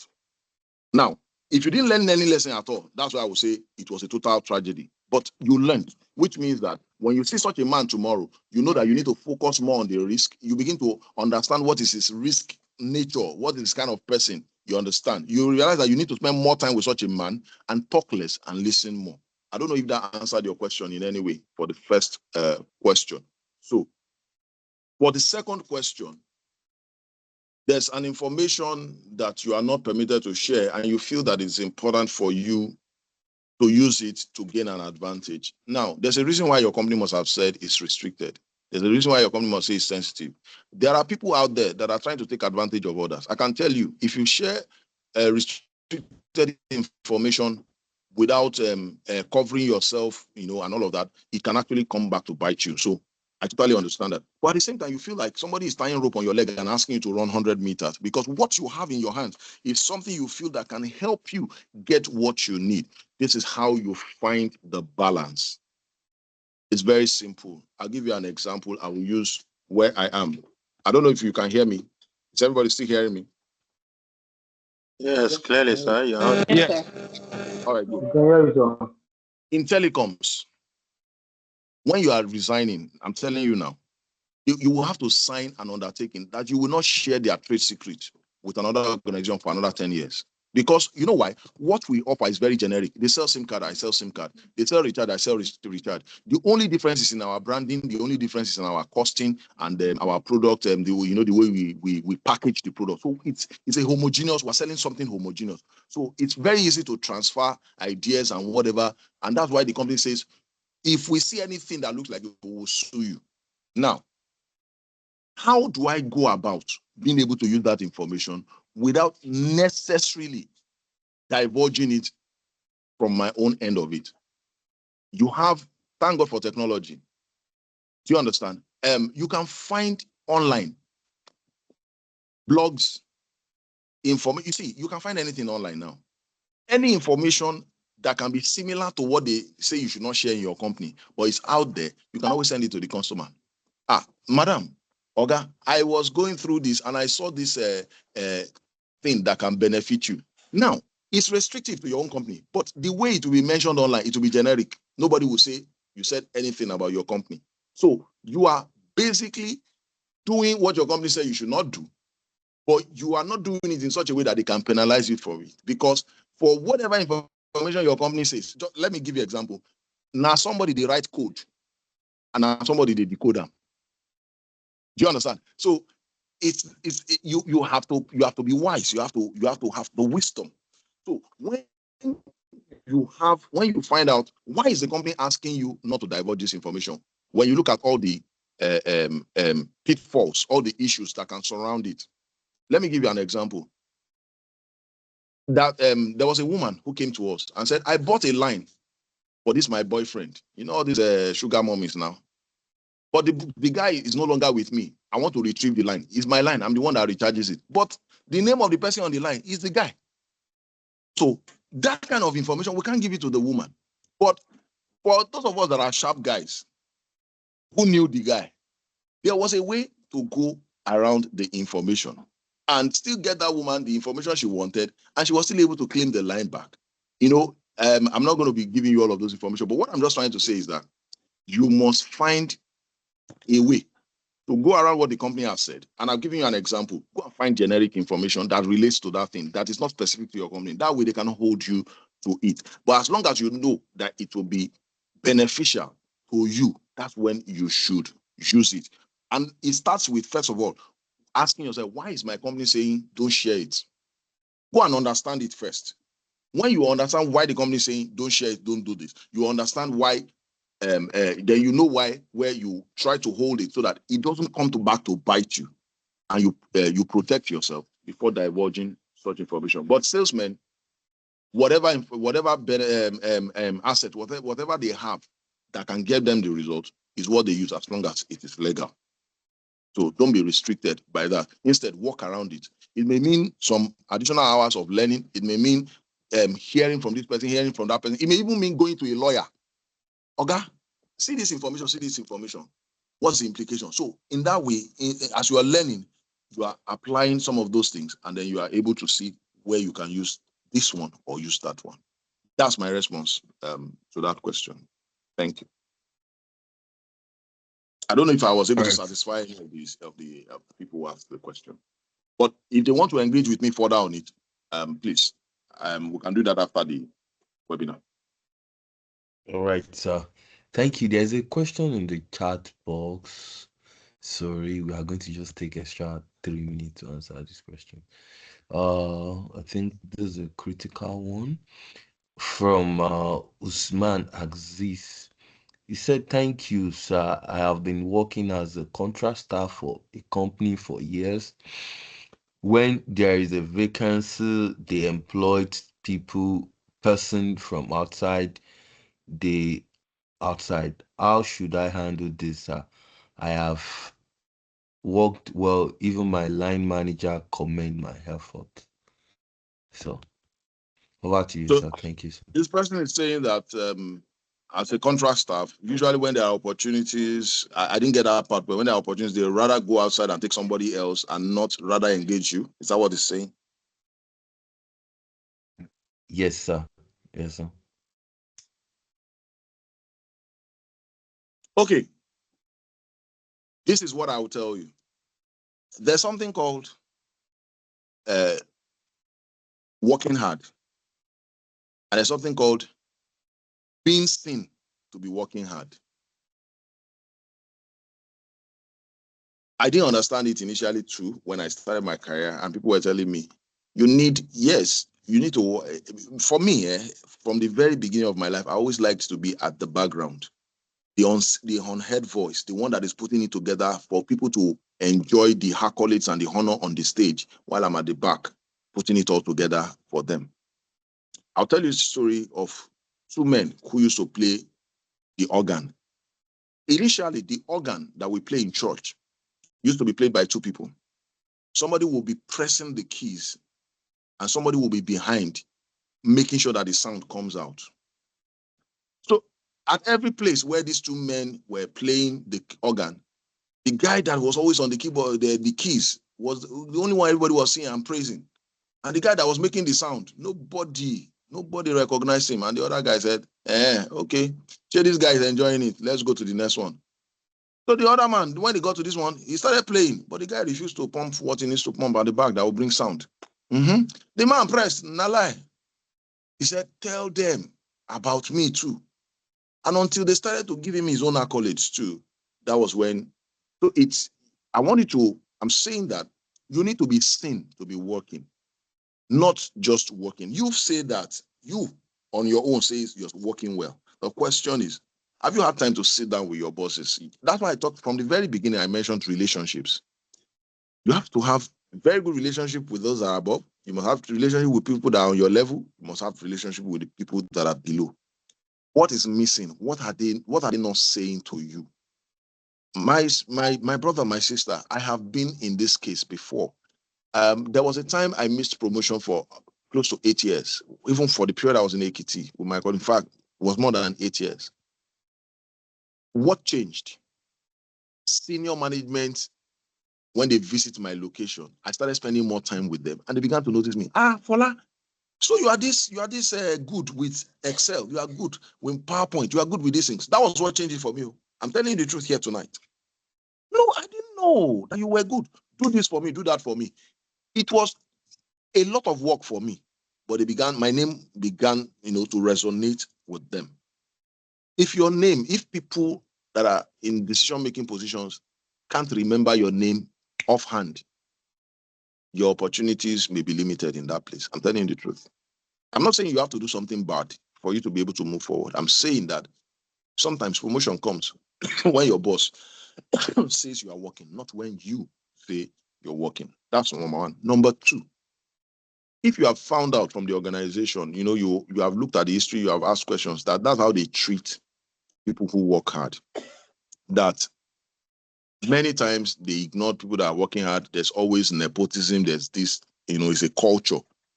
If it is a culture, you may find it very difficult at your own level to be able to handle that culture. Your best solution may be to look to move. And let me say this to you: an organization that was formed by somebody else is the person's baby or is not your baby. The organization can fire you, can ask you to go any moment. Don't leave your eggs in one basket in that organization to the point that you are at a disadvantage when the organization says leave. Some people spend all their years in that organization and they begin to feel bad. They didn't treat me well. The question is, when they were not treating you well at some point, why didn't you leave? So I'm saying to you that if you have found out that it's difficult, you have tried your best to convince them that you are doing well, start looking out, because somebody else may be there looking for that service that they are just tolerating you for. Somebody may be ready to celebrate it. You are just not looking hard enough. That's one. Two, if it's just one or two persons, if you see an example of other people that are being promoted at your level, then you need to ask yourself, what is it that I'm not doing that people are not seeing?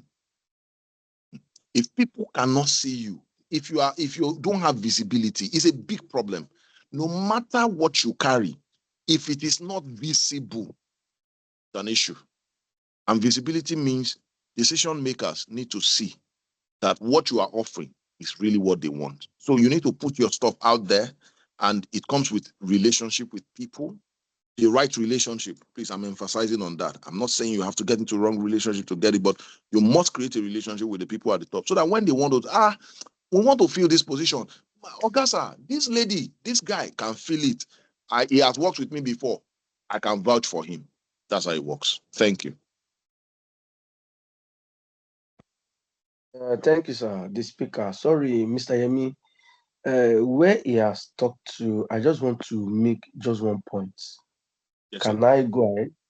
Please do. Okay, thank you. You made mention of getting closer to the management, like, okay, your superior, your line manager or something. I think I always share my experience I always talk in webinars based on my own experience and what I've passed through as well. At times it pays, at times it doesn't pay. It depends. I've in the same organization I've worked with before. It has happened to one of my colleagues. He has worked under someone and he has stayed so low and be loyal to the person to the core. And eventually, when there's call, there's need for promotion or for a particular post, they'll still go outside to bring another person. He was frustrated out of the business, but fine, he's doing well now. He's an entrepreneur. He owns a business. He's a big person now in Kwara State. But it has happened to me too. My former organization, I had the opportunity to grow, and even the GM was like recommending me for my line manager that, okay, I feel Thomas can do this. I've met him one-on-one. He has the potential. He has that boldness. I think he can do it. When there's a recommendation, at least there's a need for that person as a good leader to what? Okay, let me take the bold step. Since my own superior has given me edge that, okay, this person should fill this vacuum. I was expecting that, okay, let me start the job. I was given an opportunity to just start. I started the role for just like a week, and all of a sudden, I got the bad news from that my superior that was leaving that post, and he also recommended me for that post. And the GM also suggested that, yes, I think he can do it. That narrative changed, and the person came back and said, in the meeting, the person, I had a good relationship with my line manager, and he told me, TJ, sorry, you are going to lose that opportunity. I said, why? He said, because our superior is not seeing that potential in you. I said, well, it's fine. If he's not seeing the potential, it's all good. But let me keep doing my job. They brought someone from outside. The person still came around. I was still the one showing him everything we need to do. Exactly. I keep the relationship. So when I left the organization, me and this same person, we still talk. As a matter of fact, we still communicate to we share knowledge, we discuss business. He gives me leads, I give him leads. At times, relationship with your top line manager could work for you good, and it could be other way around. But we should just try as much as possible to know the actual way to handle things accordingly, and it's going to help us. God will help us all. Yeah. Thank Very you, true, my thank you, brother. Mr. The part that I love, Mr. let me just add this if you don't mind. The part that I love is about that your Quara person.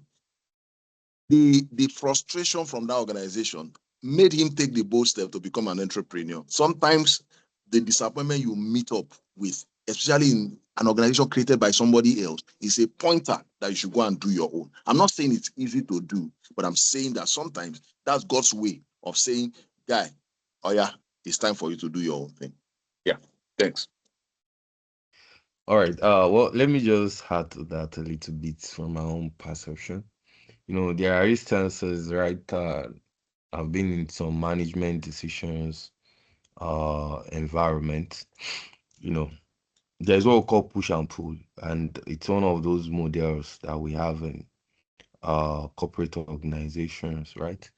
They said sometimes you don't have to push, sometimes you have to pull. If you are working in a small organization, one essential things that count for you is your skills. How people can see you, like this guy is very skillful with coding, this guy is skillful with tech and all of those stuff. This guy brings numbers a lot, right? If you are working in a small environment, but if you are working in big corporate organization where we have huge numbers of people that are working there, they said you have to pull. The meaning of that pull is you leverage on relationship, right? You leverage on relationship. Relationships speak, or rather, let's use the right word, networking. Even for you to get the job you're actually doing right now, it's network. You know someone, you have a relationship with someone, right? I was talking to my colleague today while I was coming from office. I told him that I said sometimes, truth be told, you might not like your HOD, you might not like your line manager, but Oga, your life is in his hands. So far, that work matters. Oh. The best is there are some people that they are your door to your next level. So one thing is, let's say my HOD said, Yemi, I don't like you. Oga, worst case scenario, they will, oh yeah, just move. Maybe you go to warehouse. Go and be staying warehouse and be coordinating loaders. But as far as it's concerned, my next level is in his hand. So one thing is for you to actually get that, go beyond skills, go beyond network. Sometimes I can call my HOD, happy new month, man. How are you doing? How is everything? How can we help you better this month for our own branch? Okay, we've been able to achieve this for our own branch. We've been able to see this. We have almost 14 branches. I'm telling you the truth. So you understand, you need to actually have good relationship with people. Don't just think at random people will actually just pick you for no. Then also attitude goes a long way.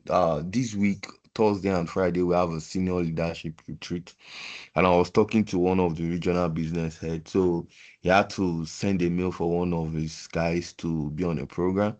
So he came as we were discussing. He called the RSM and said, "Guy, I don't see this guy will be fit for the next level." It was so shocking to me. I said, why? He said, attitude wise, I'm not saying it there. The guy is good. The guy is good. Talk about numbers. This guy will bring the number. But attitude wise, I can't stand for him. Getting the position will destruct a lot of things. And I think that was emphasized in this training when Oga was talking about habit. How do you do? What's, you said your habit, your attitude. Yes, the quote was there. Your attitude will determines your altitude. It was actually in the slide. So the way you see things, your management is seeing things like this. You are the first person to come out. Ah, kò lè work o, ẹ̀yin lẹ máa dá ṣe nǹkan yín o." They are observing, right? First of all, so take some moment to think about it, right? So attitude is one of those things. So I think I've been able to. I don't want to waste much of our time. The pull and pull system. If you're working in a small organization, your skill set will count because that is one of your what's it called? Your key KPIs. They want to see how skillful you are. But in a large sectors like huge numbers, imagine the span of control that, let's say, the HOD is having about almost 50 people. So you need to leverage on the power of relationship. The power of relationship relate to the senior managers because these people, they are your goodwill ambassador. They will come in a room that you are not there. They will speak who is the best guy among your team. At least any name that comes up to their head, that's the name they will speak. Who is ready? Who will replace you? What's your succession plan? Okay, let's say we are moving you. Okay, I get this person for this area you know so let that, it's a relationship. Then attitude, sometimes let's work on those things. So that's one of those few things I know I can actually add to this. I don't know if it actually makes sense to anybody. So that's just all from my own side. So, Mr. Yemi, because of time, I see yes, we have stretched. yes, Can I sir. put, if it's So okay, definitely by you, we need I to can put round it my, off, right? Like, if you want me to put my details on the chat box for people to reach out later to me, if it's okay by you, I can put it there. And please, I also want you to tell me, what do I need to do to be part of this community? Me too, I want to be learning. So if there's an entry form to collect, let me know. So I'm saying that I can put my information on the chat box because there might be people who want to leave the meeting. Maybe they have something else to do. So, and I see that a lot of people still have questions they want to ask. So I can leave my information on the chat box, my contact information, and people can send it to me. Like Victor now sent a message. I want to reply him, but I don't want to take more time on the group. So it's something that if I put my information there, I can always reach out to Victor and give him a response. I don't know if that's okay by you.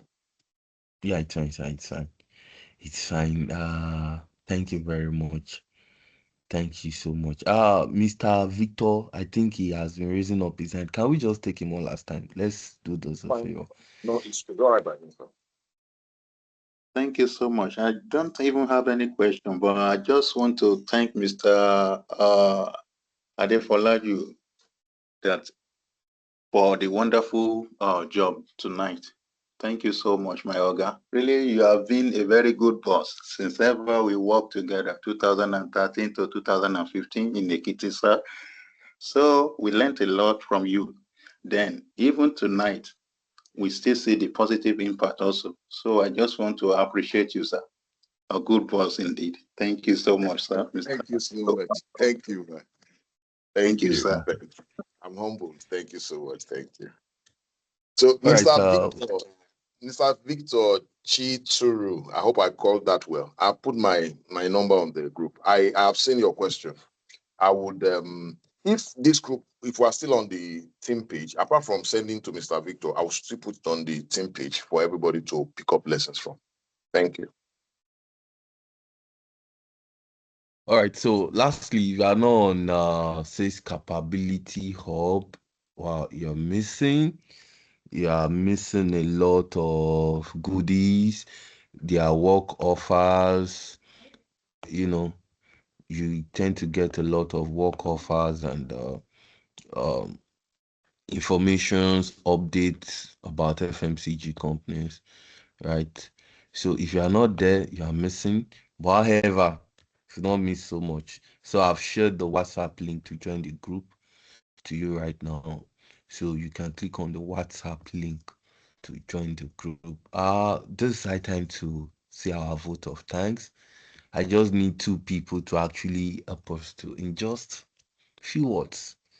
Can you just say vote of thanks to our speaker tonight? You can actually do that. 2 or more people, if you know you're actually blessed with this webinar section. Just 2 person, please. Thank you very much. Let's do that right now.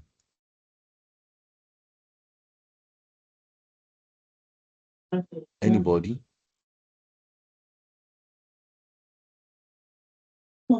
Hello, good evening. Hello, good Yeah, evening, good sir. evening. Okay, my name is Benga. I want to appreciate Mr. Adefolaju for being in this group. Actually, the session was is beyond my expectation. Actually, fact, as you rightly said, whosoever that is not here is actually missing. Mr. Adefolaju, thank you so much for being here. We would love to hear from you again. Thank you, sir. Thank you, Mike. Thank you. I'm so grateful. Thank you. Can we have the last person? Okay, good evening, Mr. Defolaju. Good evening, sir. My name is Victor, and I dropped a question which you have dropped your contact to reach for me to reach out to you. Thank you very much. The information you shared has been very. Can you hear me, sir? Yes, please. Okay, the information you shared has been very, very insightful to me, and not only me, and to a good number of us on this platform. So I really, really appreciate. At least I have learned so many things today, including because initially I'm a salesman. Each time I go for primary sales, I will always be looking within my competitors. But today I have learned that you can not only focus on your competitors for you to get what you want. So at least that has been very, very insightful, which I will put in practice, in fact, from Monday henceforth. So I really appreciate. Thank you very much. As I hope to get more from you, maybe. I know other of our colleagues there will also be looking forward to hearing you maybe some other time on this webinar. So thank you very much, sir. Wow. Thank you. You actually said what's actually on my mind. That when we'll call you next time, hope you'll be glad to be here. So I need Aishat Babatunde. You're on this call. Please, can you say a vote of thanks? Thank you. You can unmute your mic. I can't see you. Good evening, sir. Yeah, thank you so much. Yes, sir. So thank you so much for this impactful session. Actually, I really gained a lot of old things, like from how do I put it, from trying to like know how to get some one's purpose in life, and with that, you are going to like know how to sail through anything that is coming your way and all that. I think tonight has been so impactful and also very educative too. Thank you so much for putting this together, and thank you. I'm also saying a big thank you to the speaker too. Thank you so much, sir. Thank you, my sis. Thank you so much. Thank you.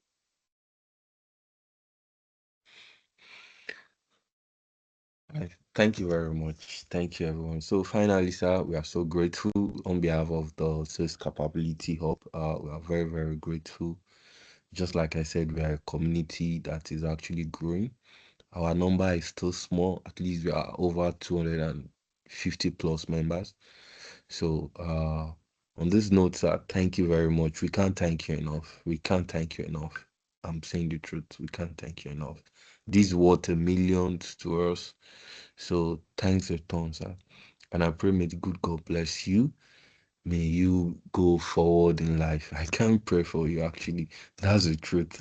But with the heart of joy and gladness in me, I'm so happy for blessing us, for taking your time to do this much for us without even charging us. But actually, you've charged us in our soul, in our mind, in our mental capacities. I can't thank you. I can't. This is a selfless service. And I know God Almighty will actually reward you. Even if the reward is not coming monetarily, The Lord has given you this value. You've blessed a lot of life. You've answered a lot of people's deepest pains, right? You've been able to actually elevate some people from what the questions in their heart. So thank you so much. We are so grateful. We are so grateful. Thank you very much. Thank you. And thanks to every member Immediately of you this dropped, community immediately too you that dropped the you've been link of the able. chat. I've joined. So that's to let you know that I'm glad to be part of the group. I want to thank everybody who was also on the group, and I'm here to learn. Anytime you need me, God will help me. I'll be able to have that time. I'll be there. But basically, I joined the group so I can learn also. Also, I want to hear from other people and also be blessed. Thank you very much. All right. Thank you very much, sir. So thank you everyone. Till next month, August, we are going to have another webinar section. So I'll see you there. Thank you so much. Thank you. Invite your friends to join the Source Capability Hub. Go share the link with them. People that needs to join, let them join. Share the links to them. Be the goodwill ambassador of this Source Capability Hub. So enjoy the rest of the month. Have a lovely, lovely, lovely and restful Sunday. All right. Bye-bye. Bye, sir. Thank you very much. Bye. Goodbye. Thank you, Thanks, sir. sir.